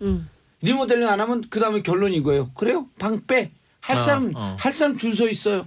네. 그러니까요. 아, 정말 지금 이런- 얘기는 파리바게뜨 문제만 아니고 프랜차이즈 전반의 문제라는 점 때문에 작가분들이 열받았어요.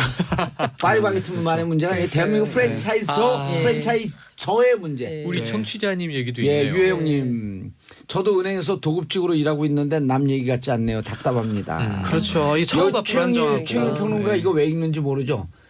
방송 진행을 한 20개월, 2년쯤 하다 보니까 답답한 거 저걸 빨리 읽고 싶다. 강박증입니다. 네. 자, 다음 뉴스 장윤선 기자님. 네. 시간이 얼마 없는데 그러니까 근데 그러네요. 콤팩트하게 말씀을 드릴게요. 네. 그러니까 바른정당의 이제 존재론적 위기가 막 증폭되고 있어요. 이른바 이제 보수통합 때문에 그런 건데요. 당내에서는 자강파 대 이 통합파 간의 이제 갈등과 대립이 좀 증폭이 좀 되고 있는데 중요한 게 이제 MB 수사 앞에 얘기했던 그 얘기로 이제 돌아갑니다. 결과적으로는 MB 수사와 관련해서 내부에 이른바 이제 김무성 의원을 중심으로 한 통합파 또는 유승민 의원으로 중심으로 한 자강파가 어떤 선택을 하느냐에 따라서 새로운 전환점을 맞게 될 걸로 보인다. MB 수사에 대한 입장. 그렇죠.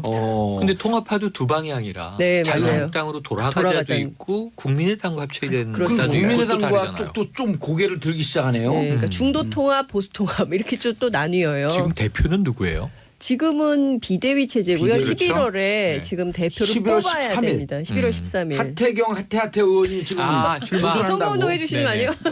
아니에요? 예? 선거운동. 아니에요. 우린 정치에 관여하면 안 되죠. 우린 중립이죠, 중립. 방송인이시니까요. 그러면 방송. 우린 정치 안 하는 사람들 아니. 저는 못 하는구나.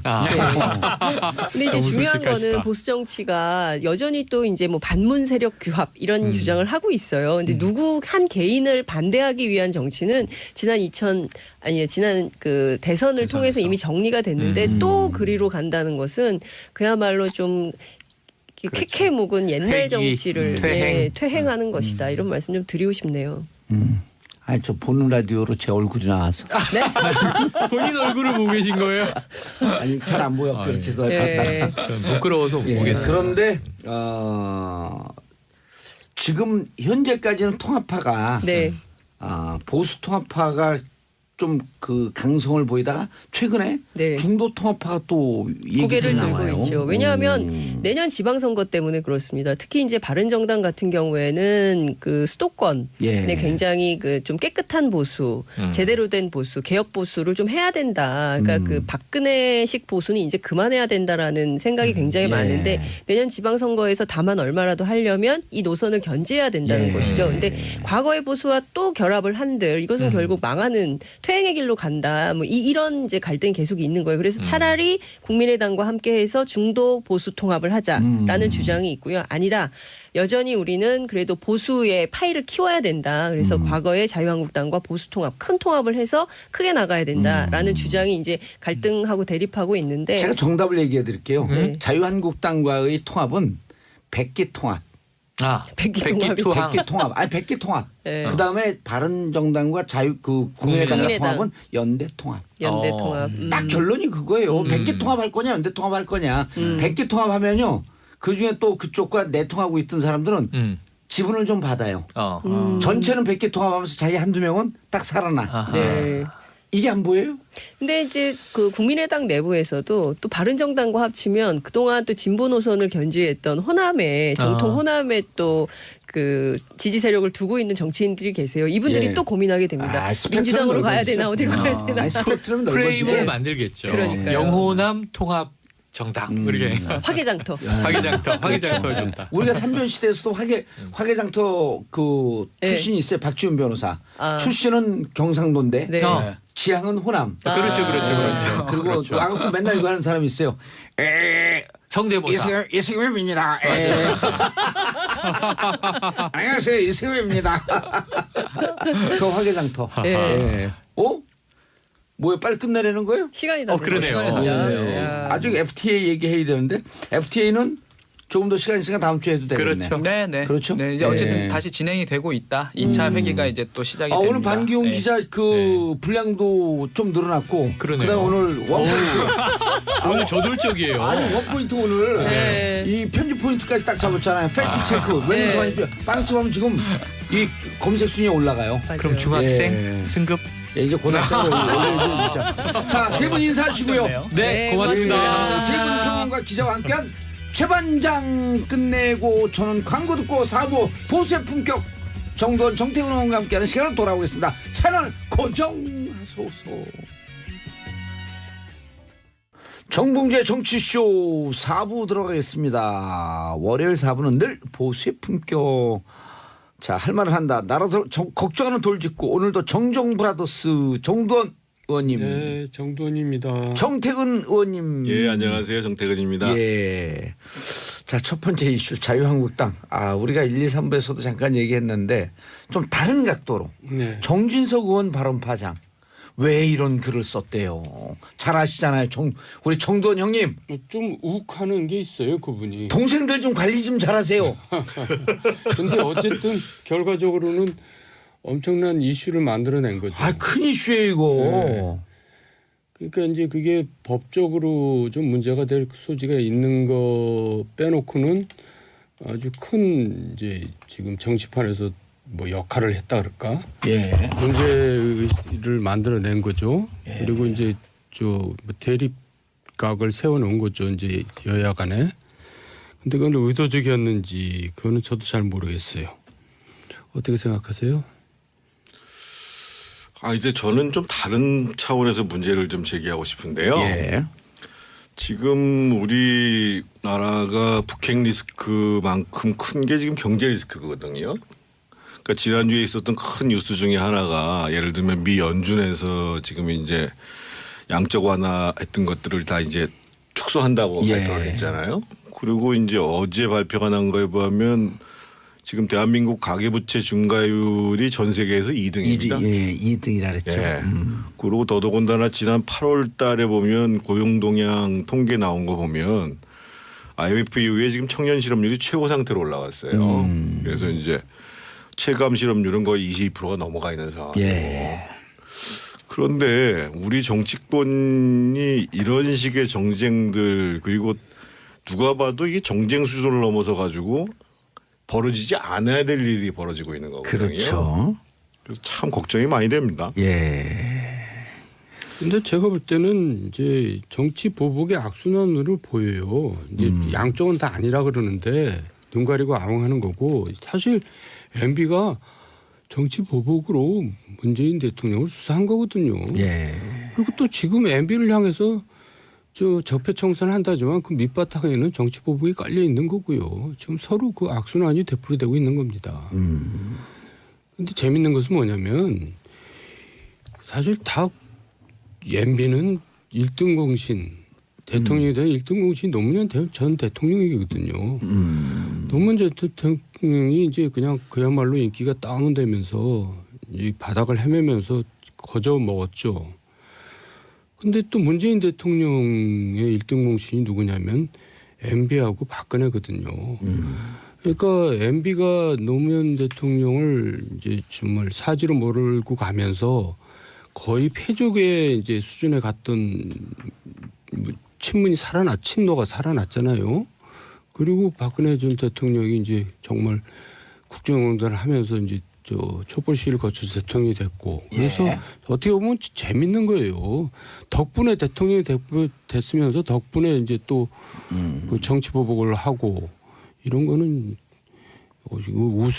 좀 웃어야 되나 아니면 좀 서글퍼야 되나 그런 건데. 그런데 이제 문제는 정진석 의원의 발언이 사자 명예훼손에 걸릴 위험성이 높아진 거 아니에요? 이렇게 되면. 법적으로는 좀 문제가 있어 보여요. 그리고 선례도 있고. 네. 근데 그거를 사리분별을 못할 사람이 아닌데 이제 뭔가 그렇게 보면은 뭐 의도가 있는 거죠. 작정을 한 거죠. 근데 원래 친박 친이도 아니었었다면서요. 제가 듣기로는 사실은 이제 그 세종시 문제가 국회에서 부결이 난 다음에 이명박 정부가 이제 박근혜 그 당시 대표 비주류하고 타협을 할 필요가 있어가지고 막 그 사이가 무척 안 누가 좋았었잖아요. 정무수석하는 게 좋겠냐라고 추천을 받았다는 경우라고 저는 알고 있고요. 예. 그럼 친박이다. 지금 중요한 거는 지금 뭐 벌써 이제 김경수 의원 같은 경우가 이제 법적 책임을 묻겠다. 이렇게 얘기하고 그러니까 또 무슨 강효상 의원 옛날 조선일보 편집국장 출신이죠. 자유한국당의 강효상 의원은 그러면 노무현 대통령 사건도 재수사하자 또 이렇게 나오고 있어요. 그러고 난 다음에 바른정당하고 국민의당이 이제 그만들 좀 해라.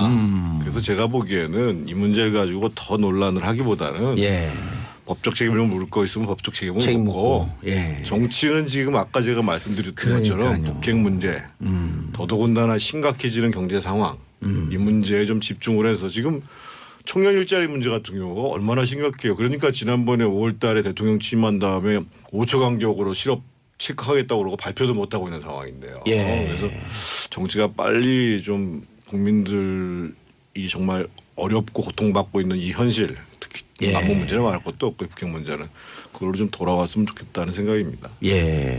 근데 지금 국정원에서는 적폐청산한다면서 이제 MB 시절이나 박근혜 정부 시절에 자료들을 이제 공개하는 거잖아요. 예. 저는 아침에 그런 생각을 해봤어요. 지금 정진석 의원의 발언에 대해서 문제를 삼으려면은 그러면 지금 정권 교체됐으니까 그 당시 중수부 그 자료를 공개를 하면 되지 않겠어요? 수사 상황을.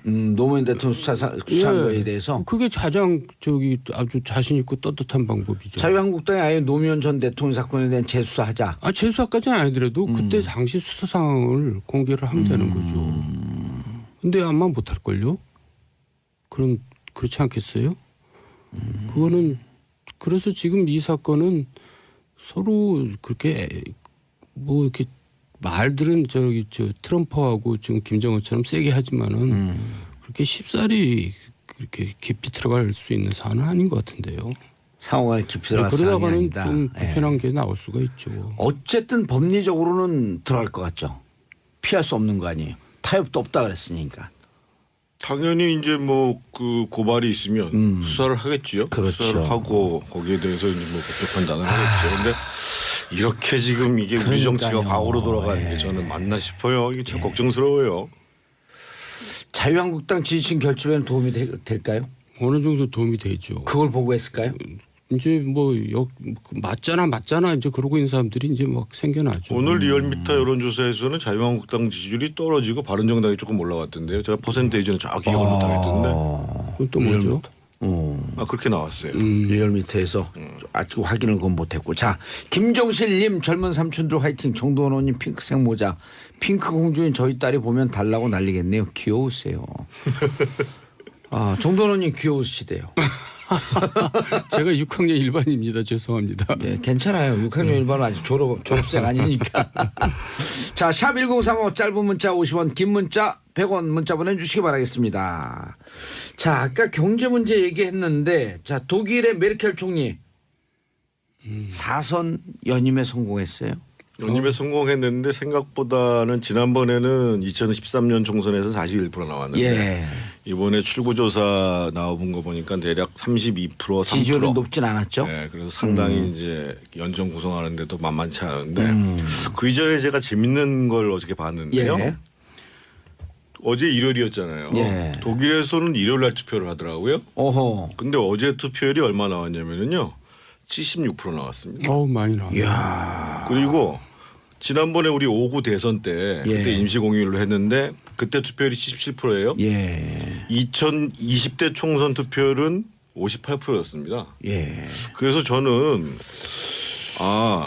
독일 국민들이 이 정치에 대한 책임성과 관심이 훨씬 높구나. 그렇죠. 더더군다나 휴일날 잡아가지고 임시공휴일을 해준 것도 아닙니다. 아닌데. 일요일날 일요일날. 그래서 이런 점에 대해서 조금 우리 국민들도 우리 정치권도 눈여겨볼 필요가 있지 않겠나 이런 생각이 듭니다. 그러니까 정치에 대한 불신, 환멸 이런 게 있으니까 그 투표율이 이렇게 높지 않았던 거 아니에요. 그렇죠. 그럼 이제 국민들에게 왜 이렇게 투표를 안 높습니까? 문제 제기할 것이 아니고 정치권에서 투표를 높일 수 있게끔 끊임없이 관심을 유도해야 될 거 아니에요. 기대도 해야 되고. 저는 양자의 다 문제라고 봐요. 그러니까 훌륭한 국민들이 훌륭한 정치인을 만들어내고 예. 또 훌륭한 정치인들이 이 국민들을 정치에 참여시키는 것이거든요. 그러니까 예. 우리는 지금 제가 이렇게 말씀드려서 청취자 여러분께 죄송합니다. 마카마카한 상황이죠. 마카마카. 예. 자, 그런데 그토록 오랫동안 이렇게 되면 이제 몇 년 차 들어가는 거죠? 정도원 의원님? 16년 차로 가는 거죠. 12년까지 했으니까요. 그러니까 이제 13년째 들어가는 거죠? 네. 예. 이렇게 오랫동안 메르켈에게 열광하고 있는 이유? 그러니까 이제 무티 리더십이라고 그러더라고요. 엄마 리더십. 그러니까 이제 굉장히 섬세하면서도 강인한 건데 사실 그 배경이 있어요. 예. 그 배경은 이제 경제인데 결국은 선거에서 가장 크게 좌우하는 건 경제 상황이거든요. 근데 독일 경제가 지금 유럽에서 이제 가장 좋잖아요. 그 배경이 뭐였냐? 정적이었던 슈레더였죠. 그러니까 슈레더 3인당 총리가 연금, 복지, 노동 개혁을 했잖아요. 예. 그러면서 떨어졌죠. 근데 그 혜택을 지금 메르켈이 보고 있으면서 그 관리를 굉장히 잘하는 거죠. 그리고 메르켈은 보수 정치인이지만 굉장히 진보적인 입장을 또 많이 취합니다. 진보 정책도 많이 취했어요. 예. 심지어는 비판자들은 무슨 잡탕 아니냐 이렇게 비판까지도 하는데. 난민 받아들인 것만 해도 굉장히 예. 진보적인 거고요. 또 무슨 성소수자 문제 이런 것도 굉장히 진보적이고 그러니까 그 균형 감각이 있는 분이죠. 그런 독일에서는 뭐 과거에 대해서 뭐 어떻게 보복을 했다 이런 얘기는 별로 안 들어봤어요. 예. 그러니까 이제 미래를 향해서 이제 가는 거죠. 지금 정돈 선배님이 잘 말씀해 주셨는데요. 그러니까 그 메르켈을 몇 가지의 단어로 요약하면 첫 번째가 절제, 두 예. 번째가 포용, 세 번째가 실용, 그리고 네 번째가 학습. 예. 이 네 가지로 말씀드릴 수 있는데요. 아까 이제 그 시레더 총리가 그 얘기한 그 비전 2010이죠. 예. 그거를 이제 수용을 해요. 수용을 하고 그리고 메르켈이 보면은 이게 실용주의라는 게 뭐냐면 이 반대 세력과의 갈등을 잘 조정을 해요. 그래서 실질적으로 적시의 좌파 정책을 수용하죠. 그 대표적인 게 동성결혼 허용하는 거, 징병제 폐지하는 거, 양성평등 정책 시행하는 게 예. 이런 경우거든요. 그래서 후쿠시마 사태 났을 때도 그 사르코지하고 같이 원전 줄이는 정책을 발표하고 또 깜짝 놀랐었잖아요. 그렇죠. 그리고 이제 또 하나 이분은 굉장히 단호합니다. 원칙에 대해서는. 예를 들면 우리가 이제 아까 기억하는 것 그 중에 하나. 절제. 예. 그러니까 이제 일단 이 폼새 자체가 예. 이분 거의 비슷한 옷을 입잖아요. 그 똑같은 옷이 한 50벌 있답니다.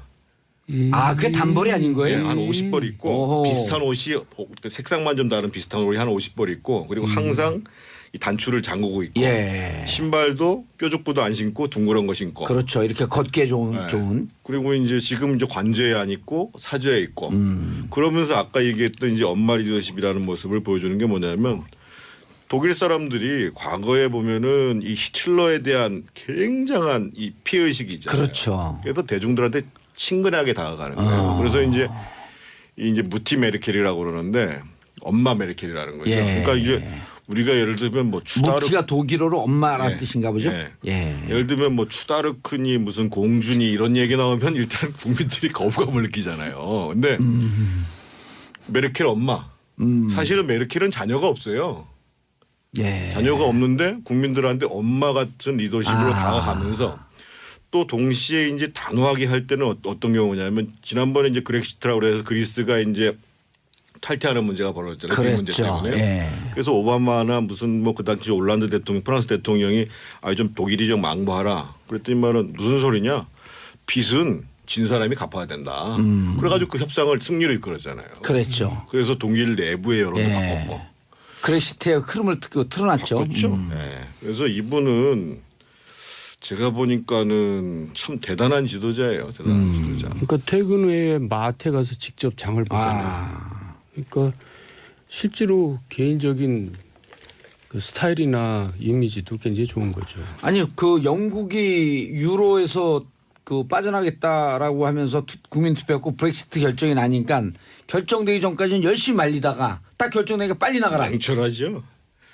그런 냉정함이 또 어디서 보여주냐면 지금 뭐 자유한국당이 지금 박근혜 그 대통령을 탈당시키니 많이 막 이러고 있는데 예.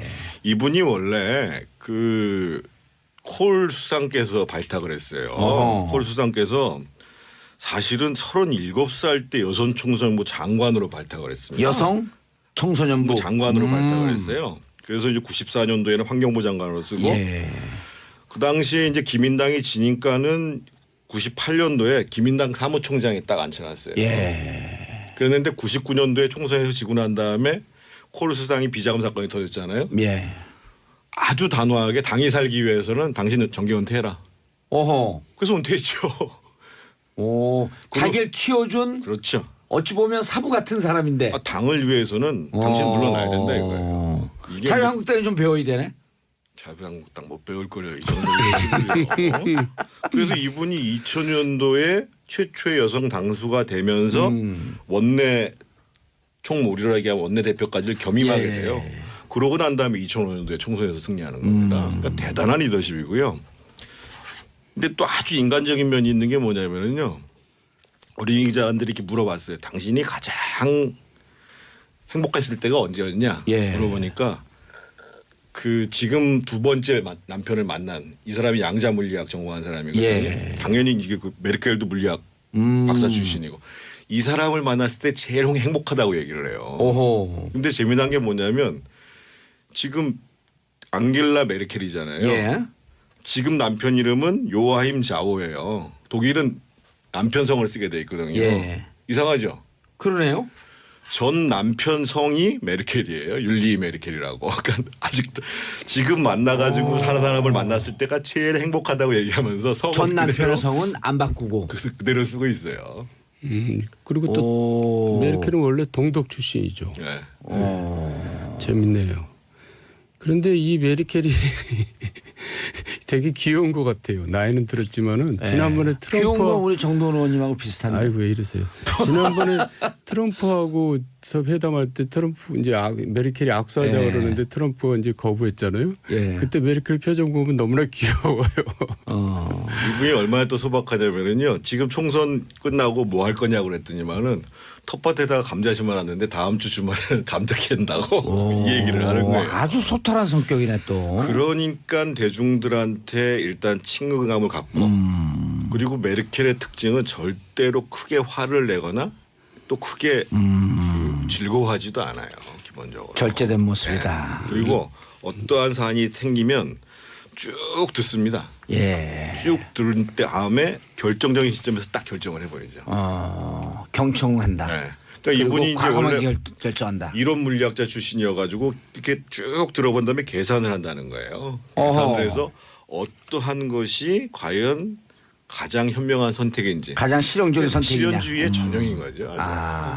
그래서 저는 좀 우리 정치인들 중에서도 이런 사람, 뭐 저도 정치를 합니다만 뭐 저는 뭐 따라가기가 어려운 사람이고. 일단 성이 좀 틀려요. 좀 대단한 분입니다. 아니 이 시진핑의 그 성이 시 아저씨라고 그 시다다 이렇게 부른다 그러잖아요. 메르켈한테 좀 본땄나 본데 벤치마킹한 것 같은데. 왜냐면 친근감 있게. 베트남 그 호지민한테 호지민도 마찬가지고 옛날 덩샤오핑 같은 경우도 그러니까 그 샤워 뭐 아저씨 뭐 이렇게 이랬으니까. 그러니까 어쨌든 친근감 있는 접근하고 정의당 심상정 대표 이혜원 전 바른정당 대표도 롤 모델로 메르켈 총리를 뽑았다. 그러니까 진짜 이런 우리 여성 지도자들이 나와야죠. 한국의 보수 정치인들이 배울 점. 아까 제가 말씀드리잖아요. 일단 절제를 해야 돼요. 절제, 포용, 실용, 학습. 아니 정진석 의원 얘기 나오고 홍준표 얘기 나왔지만 홍준표 대표 얘기 나왔지만 보수는 그렇게 거친 발언을 하지 않아요. 그리고 그렇게 막 화를 내지도 않고 실제로 아주 차분하게 신뢰감 있게 대중들한테 다가가야 되는데 일단 우리 보수들은 절제가 안 돼요. 아니 여기 있잖아요. 정두원 절제되는. 저도 막말한다고 옛날에 욕 많이 먹었어요. 기타 치면서 좀 이렇게 친근감 있게 가수로 다가가는. 저도 반성 많이 했고요. 그리고 실용적이라는 게 중요한 건데. 실용. 제가 이제 여러 차례 얘기했지만 사람 낳고 이념 낳지 이념 낳고 사람 낳냐. 그러니까 이념의 노예가 되지 않고 좌파 정책도 받아들입니다. 그게 그 필요하면은 국민을 위해서 필요하면은 받아들이고 그것이 이제 유연한 정치죠. 그리고 이제 두 번째로 강조하고 싶은 게 이제 포용이죠, 포용.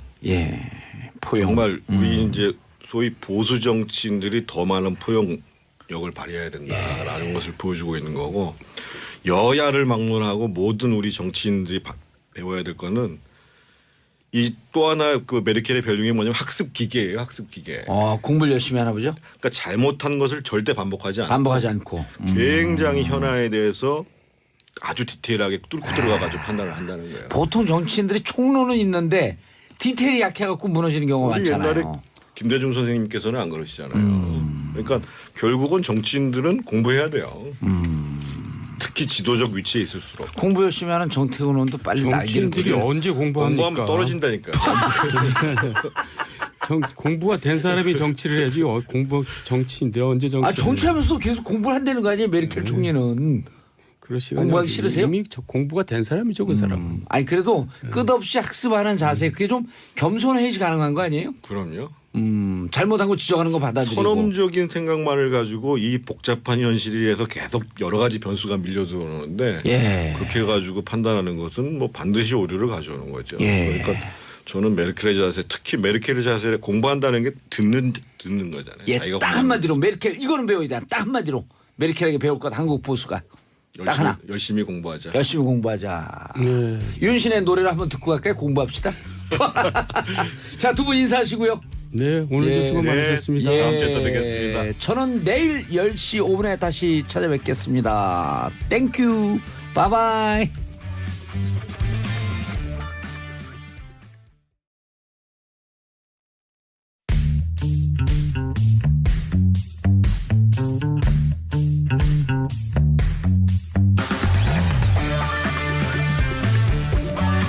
정봉주의 정치 쇼. 안녕하세요. 70억 분의 1의 사나이 마성의 중독성 대체 불가 정봉주의 정치쇼 정봉주입니다. 자, 지금 이 시각 여러분이 가장 많이 찾아본 실시간 검색어. 자, 조윤선 출국 금지. 미세먼지 농도 요즘 계속 그 미세먼지 안 좋아갖고요. 오르고 있죠. 메르켈 사선 연임 성공했다. 자, 메르켈 사선 연임한 것은 4부에서 이야기하고요. 조윤선 전 장관 안타까워요. 계속 그 7명 중에 혼자만 집행유예로 살아남았는데 증언들이 조윤선 장관이 같이 보고를 받았다. 징역은 한 번 갔다 와서 두 번 갈 때는 지옥문을 들어가는 것 같습니다. 세 번째서부터는 저절로 쫙쫙 가요. 가실 거면 3번. 모레도 3선. 허허. 자, 광고 듣고 돌아오겠습니다.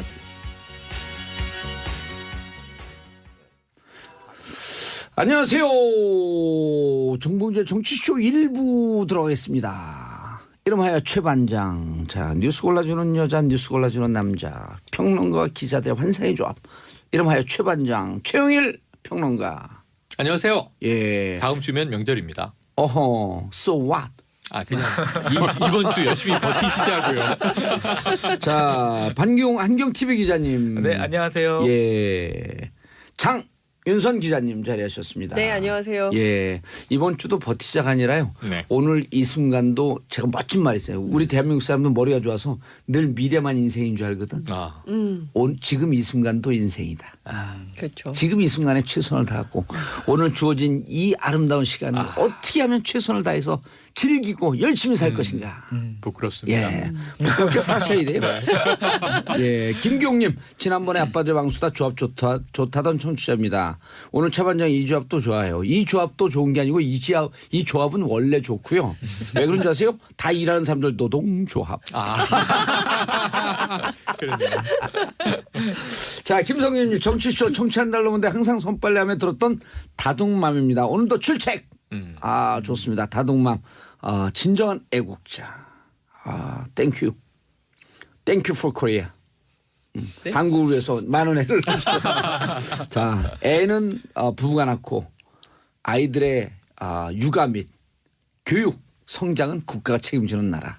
우리가 꿈꾸는 나라. 그렇죠. 샵 1035 짧은 문자 50원 긴 문자 100원 문자 보내주시기 바라겠습니다. 여러분들의 문자는 최반장도 춤추게 한다. 하루도 문자를 보내지 않으면 손에 가시가 돋는다. 하하. 그런 얘기 들어보셨어요? 아니요. 네, 안 들어봤죠. 돌아가신 안중근 의사가 기뻐하는 문구입니다. 하루라도 문자를 보내지 않으면 손에 가시가 돋는다. 손에 가시가 돋으면 어떻게 일해요? 못하죠. 그러니까 문자를 보내야 돼요. 그러니까. 보내야 되는 거구나. 계속 그렇죠. 자, 오늘 첫 번째 뉴스. 네. 전성 기자님. 아마 많은 분들께서 야 어떻게 이런 얘기를 할 수가 있을까라고 이거는 진짜 너무하다. 예. 정진석 자유한국당 의원의 정진석. 네 오호. 인데요. 예. 마이크를 갑자기 예. 들이대 주셔요. 정진석 밖에서 의원 안 써도 다 알아요. 네. 마이크 들이대라고. 네. 그러니까 그 사실상 이명박 전 대통령에 대한 검찰 수사가 초일기에 들어가면서 이명박 정부 당시에 정무수석을 지냈던 정진석 의원이 총대를 메고 예. MB 구하기에 나선 것 아니냐. 그러나 여의도 정치권에서는 이것은 똥볼이다. 이런 분석이 지배적입니다. 그러니까 지금 보면 아, 말을 그렇게 하면 안 되죠. 근데. 그러니까요. 그래서 예. 민병도 의원 같은 분들도 이런 얘기예요. 어떤 말을 하셨어요, 정진석 의원이? 페이스북 읽어주세요. 네, 페이스북에서 그러니까 예. 구체적으로 나왔던 얘기는 제가 지금 정리된 문건을 밖에다 두고 왔는데, 그래요? 네, 그러니까 구체적으로는 이런 거죠. 부부 싸움을 하다가 돌아가셨다, 예. 뭐 이런 건데요. 그러니까 부부 싸움 끝에 권양숙 여사는 가출을 하고 그리고 난 다음에 노무현 전 대통령이 스스로 목숨을 끊은 사건이다. 이제 이렇게 폄훼를 했는데요. 그런데 이게 어떻게 이명박 대통령 책임이란 말이냐? 그러니까 이제 이명박 전 대통령의 책임이라고 주장하는 것은 그 전에 박원순 서울시장의 이른바 이명박 정권 하에서 있었던 국정원의 뭐 민간인 사찰 그리고 블랙리스트 뭐 이런 여러 가지 문제들이 사실상 이것은 이명박 전 대통령 특히 이제 노무현 전 대통령에 대한 검찰 수사 있지 않았습니까? 예. 그것 자체가 모욕주기였다라고 이제 박원순 시장이 비판을 하면서 이명박 전 대통령을 고소하지 않았습니까? 예. 서울시와 박원순 시장의 이름으로 이명박 전 대통령을 고소한다. 뭐 이런 일이 있었는데 왜 박원순 시장이 이명박 전 대통령을 물고 늘어지냐. 그래서 이것은 정치 보복으로 끝낼 일이 아니다. 뭐 이렇게 주장을 하면서 또 노무현 전 대통령을 끌어들인 거죠. 이러면서 이제 사자 명예훼손 얘기가 나오고 있고 오늘 유족이 정진석 의원을 고소할 예정인데요. 어쨌든 중요한 것은 그분의 죽음과 관련해서는 이미 많은 분들이 다 온 국민이 애도를 하고 넘어간 많은 일인데 국민들, 온 국민이라 그러면 또 트집 잡아요. 그래요? 많은 국민들이 정말 많은 국민들, 전 세계에서. 굉장히 많은 국민들이 그분의 죽음을 애도하고 넘어간 사건인데 이것을 다시 또 끌어들여서 사자 명예훼손을 한 것. 예. 그러면서 이때 이 북한 성명에는 이게 영어로 뭐예요? 도타드?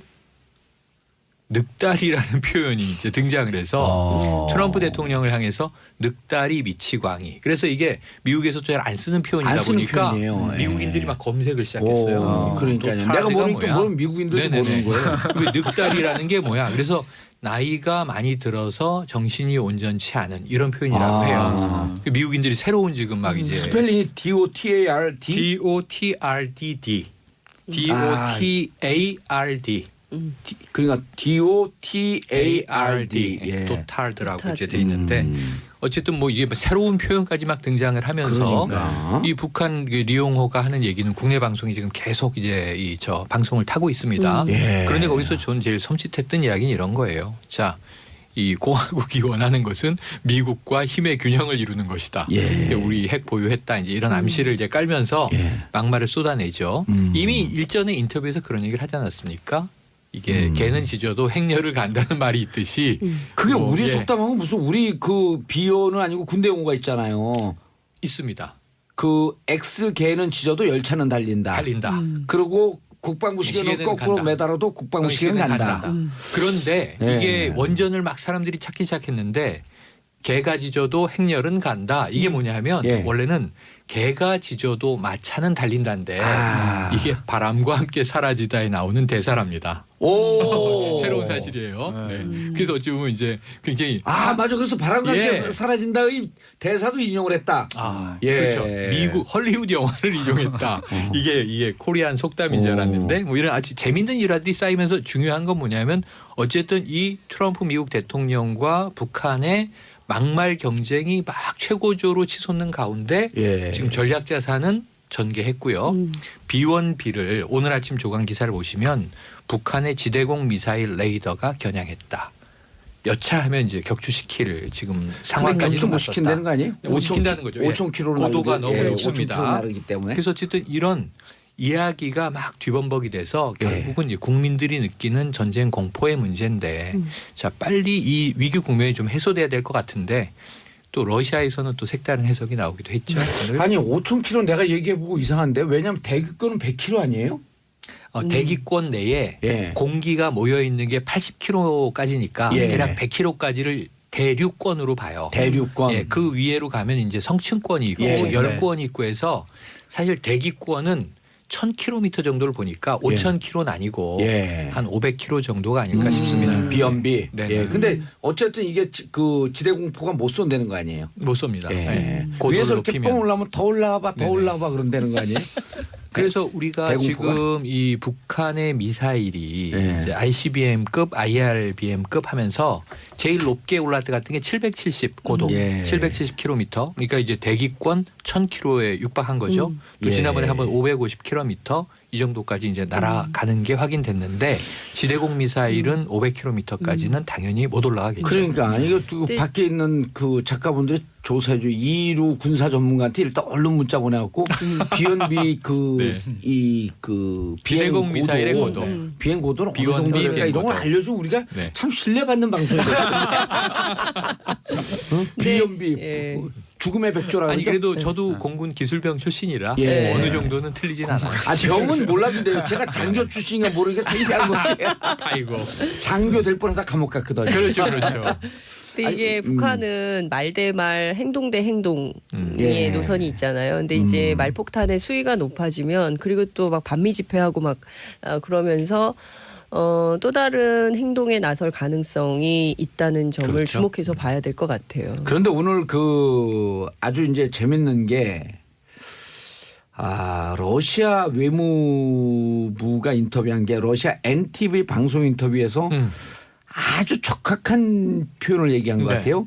미국이 북 핵보유를 정확히 알기 때문에 대북 군사 공격을 안 할 것이다. 미국이 이라크를 공격한 것은 전적으로 이라크에 아무런 대량 살상 무기가 하나도 남아있지 않다는 확실한 정보가 있었기 때문이라고 강조했거든요. 이 기사를 보고 우리가 웃어야 할지 그러니까요. 울어야 할지. 그러게 말입니다. 예. 오 안 쏜다는 거죠? 비연비가요. 네. 1,500km래요. 비행기가 1,500km까지 날아가요. 그러면은 거의 뭐 이 저 10권 위로 올라가네요. 10건 위로 올라가는 네. 거예요? 그러니까 우리가 비연비가 열일하네. 10건 위에서. 네. 아니 그게 일리가 있네요.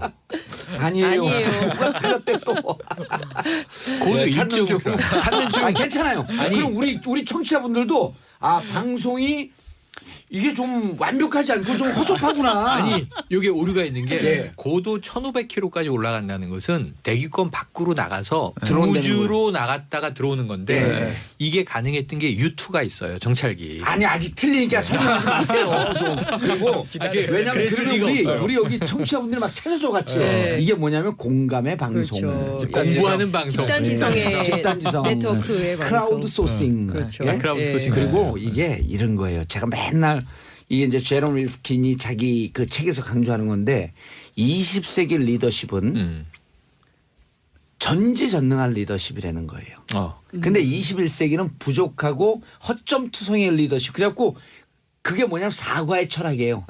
난 이렇게 잘 모르니까 죄송합니다 하고 사과할 때 지지자들은 열광한다는 거예요. 그 사과를 메꿔주려고. 네. 근데 지금 저 어디 가 계신 분은 항상 흐트러지지 않은 모습. 전지전능한 20세기의 리더십을 보였는데 우리가 방송하면서 이슈 넘어가시면 좋을 듯. 빨리 제가 보기에는 빨리 사과하시고 넘어가시면 예, 죄송합니다. 이게 이루 군사 전문가 올 때 저희가 다시 확인해 드리겠습니다. 비원비의 고도는 얼마까지 올라가는가? 그리고 중요한 건 네. 이 비연비 고도를 밝히지 않을 수가 있어요. 왜냐 전략적 정보이기 때문에. 그렇죠, 그렇죠. 비밀, 어쨌든 비공개 대공포를 비밀. 못 쓴다. 네. 지금까지 나와 있는 정보는 전략적 모성을 알리기 위해서. 예, 후쿠시마산 일본 해물산 해산물 예. 해물산이래. 당황하셨어. 해산물 수입되나? 이게 좀 후쿠시마산? 약간 좀 걱정되는 뉴스이긴 도쿄 해요. 대지진 거기 아니야? 예, 맞습니다. 동일본? 네, 2011년에 왜 일본 쓰나미로 네. 후쿠시마 원전 폭발이 있었죠. 그런 사태가 있었는데 그때 당시에 후쿠시마 포함해서 주변 8개 현 그리고 50개 수산물 수입 금지 조치가 있었어요. 예, 맞습니다. 그리고 나서 도쿄전력에서 2013년에 원전 오염물이 바다로 유출됐다고 발표를 했죠. 그러고 나서 우리나라에서는 임시 특별 조치를 냈어요. 후쿠시마 주변 8개 현에 대한 모든 아까는 50개였지만 예. 모든 수산물을 수입 금지하고 있고 지금까지도 그 조치는 이어져 내려오고 예. 있는 상황입니다. 근데 일본이 이게 수산물이라든지 이제 해산물이 그래도 큰 수입원 중에 하나인데 뭐 수출을 하지 못하게 되니까 계속해서 문제 제기를 합니다. 이게 문제가 없는데 안전한데 왜 우리 거를 수입을 안 하냐라고 해서 계속해서 문제 제기를 하다가 결국은 2015년에 WTO 세계무역기구에 우리 정부를 제소를 합니다. 얘들이 뭐 말도 안 되는 이유로 우리 수산물을 지금 받고 있지 않다. 그러니까 빨리 좀 이걸 해결해달라라고 제소를 합니다. 이렇게 되면 우리도 이제 우리 국민들의 어떤 안전성 그리고 또 그 건강권 이런 건강주권 여러 가지를 생각해서 진짜 열심히 이 WTO와의 그 관계에 있어서 열심히 그 제소에 매달려야 될 거 아니에요. 열심히 싸우고 일본과 우리가 어떤 논리를 가지고 싸워야 되는데 결과적으로 보면 그렇지 못했습니다. 아 WTO 일본 재선거에서 우리가 패소할 가능성이 높아졌다. 굉장히 높아졌고 거의 기정사실화됐다고 지금 밝혀진 상태예요. 이게 Don't worry. 걱정 마세요. 일단 계속하세요. 네. 방법을 알려드릴게요. 봉도사.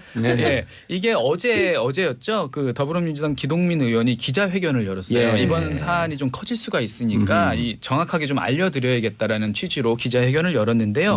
이번 분쟁에서 우리가 패소할 가능성이 정말 크다. 왜냐하면은 우리 정부가 이제 그 수산물 수입 금지를 유지하기 위해서는 과학적인 증거라든지 아니면 여러 가지 근거를 일본 측이나 아니면 WTO에다 계속해서 갖다 대야 되는데 그러질 못했다. 그래서 이제 일본 정부는 계속해서 여러 가지 부분에서 자기네들의 논리를 어필하고 있었는데 우리는 그렇게 하지 못했다는 거예요. 그래서 예를 들면 뭐 일본 수산물 방사능 관리 실태를 분석하기 위해서 전문가위원회를 발족하고 현지 조사를 했는데 그 조사 결과에 대해서는 좀 되게 불투명해요. 발표도 안 돼 있고 또 하나 전문가위원회에서 이제 후쿠시마 그 내부에 있는 아래에 있는 해저토랑 심층수를 조사해서 이제 시행하기로 했거든요.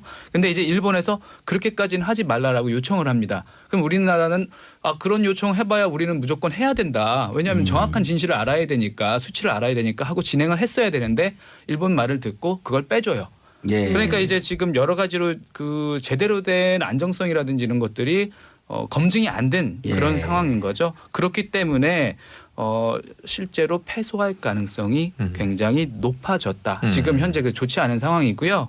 만약에 지금 이렇게 패소가 되면 물론 뭐 항소는 할 수 있습니다만 상소를 해도 최대한 15개월밖에 끌지를 못해요. 그렇게 되면 최악의 경우에는 2019년 정도 돼서는 우리가 후쿠시마산 수산물을 뭐 강제 수입이네요. 강제 수입을 할 수밖에 없는 상황까지도 올 수 있습니다. 그런데 이게 정치적 배경이 있어요. 2013년 3월 1일 박근혜 대통령이 출범하면서 일본에 대해서 그 한일 관계에서 아주 강력하게 발언합니다. 그러니까 침략의 역사에 대해서는 용서할 수 없다는 강력하게 하다가 느닷없이 2년 뒤에요. 2015년 12월 28일 위안부 협상을 최종적 결과였죠.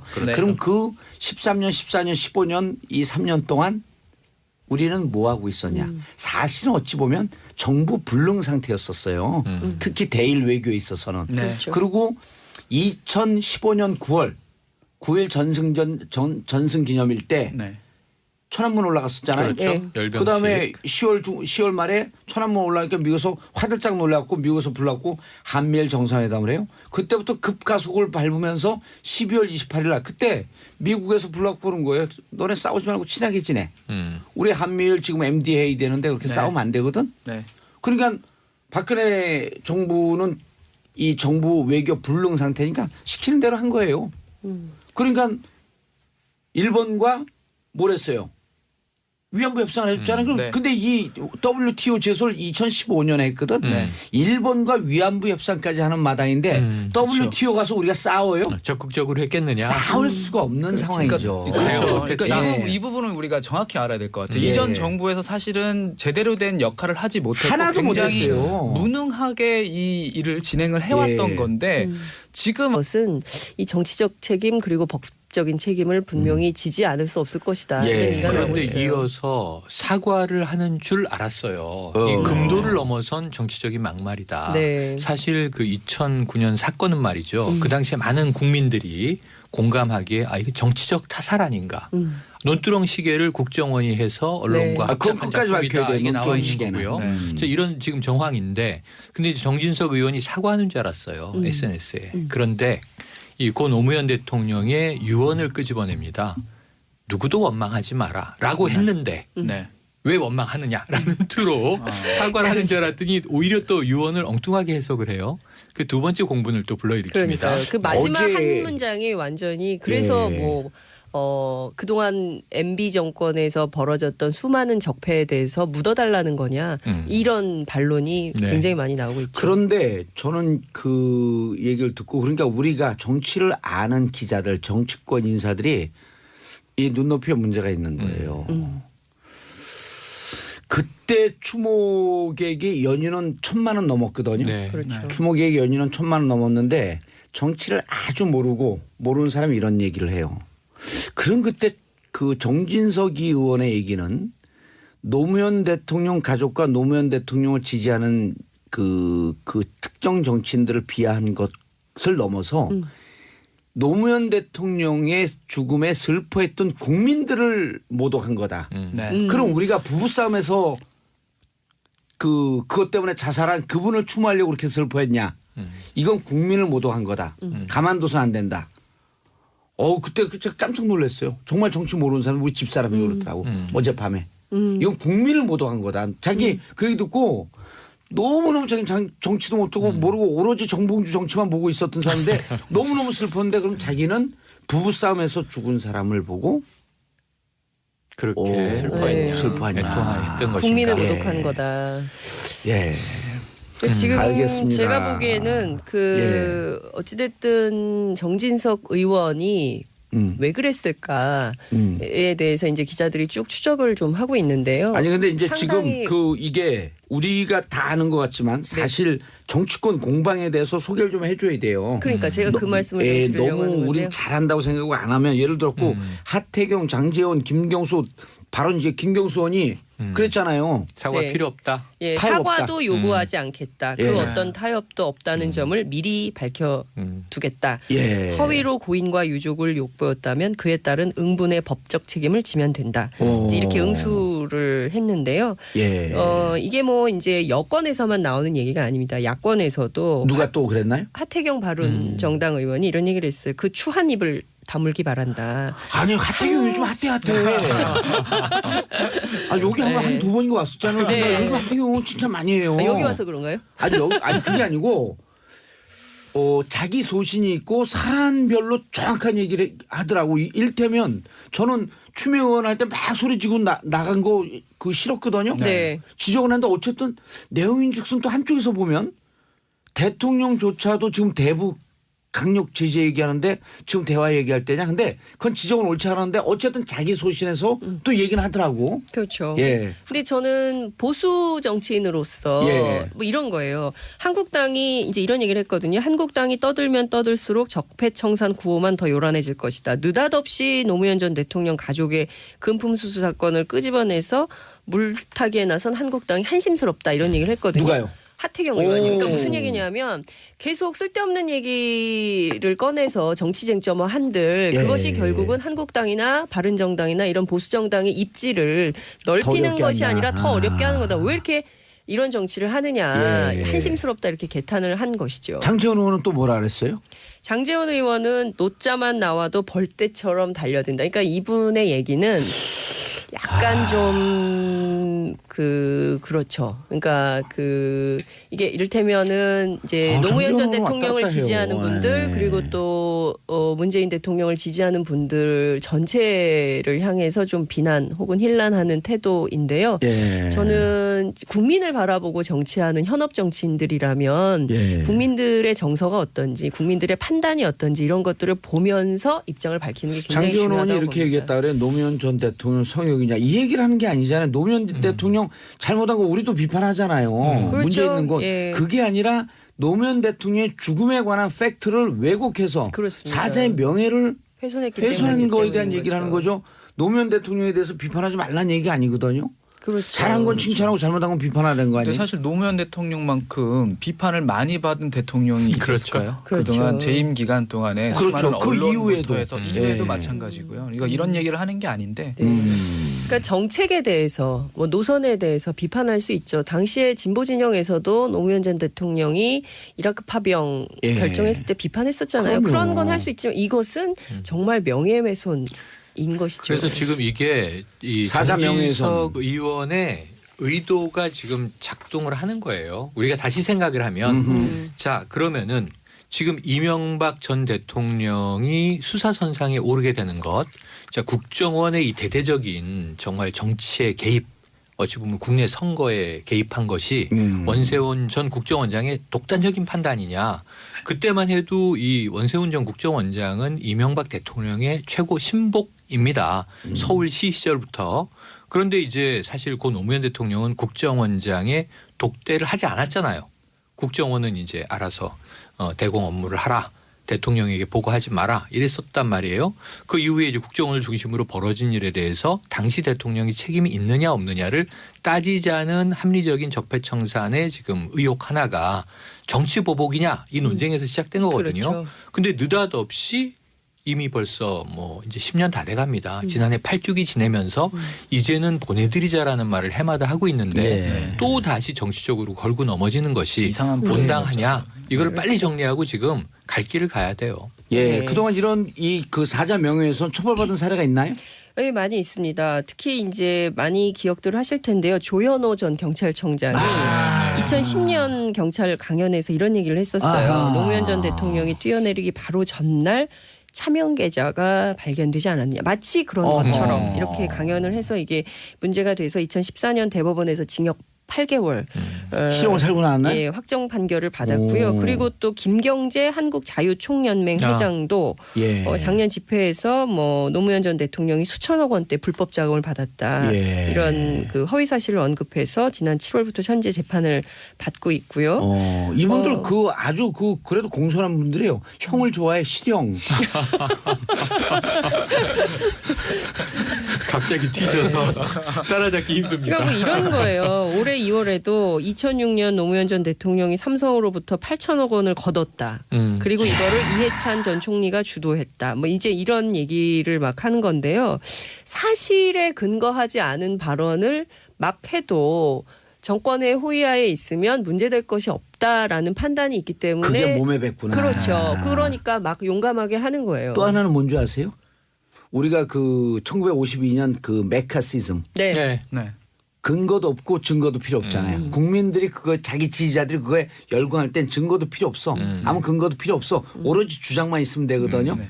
그런데 이분들이 보기에는 자기들 지지하는 20%는 기사 꼼꼼히 안 보거든요. 네. 자기들 주장만 헤드라인만 딱 나오는 것만 믿는 거예요. 그럼 동네 할머니 할아버지 이런 분들이 부부싸움하다 죽었대. 그 기사 봤어. 철수 엄마. 철수 할머니 기사 봤어. 그럼 못 봤는데 이렇게 아이고 그것도 못 봐. 아이고 그 부부싸움하다 죽었대. 그러니까요. 그랬구나. 난 괜히 슬퍼했네. 그렇죠. 이렇게 된단 말이에요. 엉뚱한 프레임이 생기는 그럼요. 거죠. 예. 그렇게 믿는 사람들이 있다는 거예요. 그 카톡이 굉장히 많이 돌았잖아요. 가짜 뉴스에 그럼요. 네. 네. 지난 겨울이 최고조였죠. 그러니까요. 지난 겨울이 최고조인데 최고였어요. 중요한 건 광고를 듣고 2부에서 아, 그렇군요. 광고 듣고 돌아오겠습니다. 채널 고정하세요. 할머니에게 쏙 빠져 있었어요. SBS 라디오가 직접 제작한 팟캐스트 고릴라팟. 문화로 알아보는 연애 지침서 불법과외, 생생하게 살아있는 민초들의 이야기 떡국열차, 책도 읽어주고 여행도 보내주는 고품격 팟캐스트 체키라웃. 재미팟팟 고릴라팟, 고릴라 앱에서 만나보세요. 정봉재 정치쇼 2부 순서 들어가겠습니다. 자, 다음 막말계의 갑오브캅. 트럼프와 김정은 소식 최영일 평론가님 준비해 오셨어요? 네, 러시아에서는 이 두 사람의 막말을 예. 유치하다 이렇게 평가하기도 했습니다. 근데 두 사람 막말이 아니에요. 이제 트럼프가 전선을 넓혔어요. 네. NFL, 내셔널 풋볼 네. 리그 그 선수들하고도 붙었어. 왜냐하면 그 흑인 그 사망 사건, 네. 그 인종차별주의 항의하면서 그 미국 국가가 연주될 때 무릎 꿇고 앉아 있었거든요. 항해 표시로. 네. 그랬더니 일어나지 않았던 사람들 You fire! You fire! 응? 그게 원래 자신이 너 방송에서 그러니까요. 썼던 네. 얘기잖아요. 폭스 근데 TV에서 너무 했던 유치한 얘기. 게 자기 지지자들은 이제 NFL 풋볼 보지 말라 이렇게까지 독려를 하더라고요. 아니, 그래서 그것은 시사예요. 어제 오늘 얘기는 아니에요. 이미 저 당선 전 네. 혹은 대선 과정 또 이제 취임 후부터도 뭐가 있어요. CNN 기자 때려 눕히는 뭐 유튜브 동영상이라든가 여러 가지가 이제 뭐 막말은 워낙 많았고 사실 최근에 전 제일 재밌게 본 거는 에미상 수상식에서 거의 트럼프 대통령에 대한 패러디가 본물이 넘쳐요. 그래서 무슨 얘기가 나왔냐면 에미상이 방송인들에게 주는 상인데 에미상이 이번에 반성을 했어요. 트럼프가 그렇게 타고 싶어 했던 에미상. 왜냐하면 방송 진행자였으니까. 네. 에미상을 안 줬기 때문에 대통령이 돼버려서 지금 나라가 이 지경 아니냐. 에미상을 주자. 마지막에 당신 트럼프 당신이 그렇게 원하던 에미상이 여기 있어. 이게 수상 소감 나오고 막 그랬어요. 그래서 이제 트럼프에 멋져요. 대한 네, 유머가 살아있는. 미국 내에서의 뭐 유머와 패러디 넘칩니다만 지금 우리가 관심 있는 건 아까 국내 막말을 우리가 다뤘잖아요. 예. 그러니까 국제적인 막말은 어쨌든 북미 간에 지금 그렇죠. 이 전쟁 위기 에스컬레이션의 문제라고 봐요. 예. 그래서 이 유엔 총회 때 트럼프 대통령이 역대 미국 대통령으로서는 유엔이라는 자리에서 하지 않던 이야기를 막 쏟아낸 겁니다. 그렇죠. 아메리카 퍼스트 얘기를 또 하고 네. 그러면서 이제 북한에 대해서 자 완전한 파괴 이 발언이 등장한 게 문제가 됐죠. Totally destroy North Korea. 아 맞습니다. 아. 그래서 그 다음 날 이례적으로 김정은 국무위원의 명의로 여기에 대한 최초죠. 반박 성명이 최초로 발표가 됩니다. 예. 그리고 이제 리용호라고 그러죠. 리용호 네. 이제 북한 외무상이 유엔 총회 연설을 하는데 또 어마무시한 얘기를 하죠.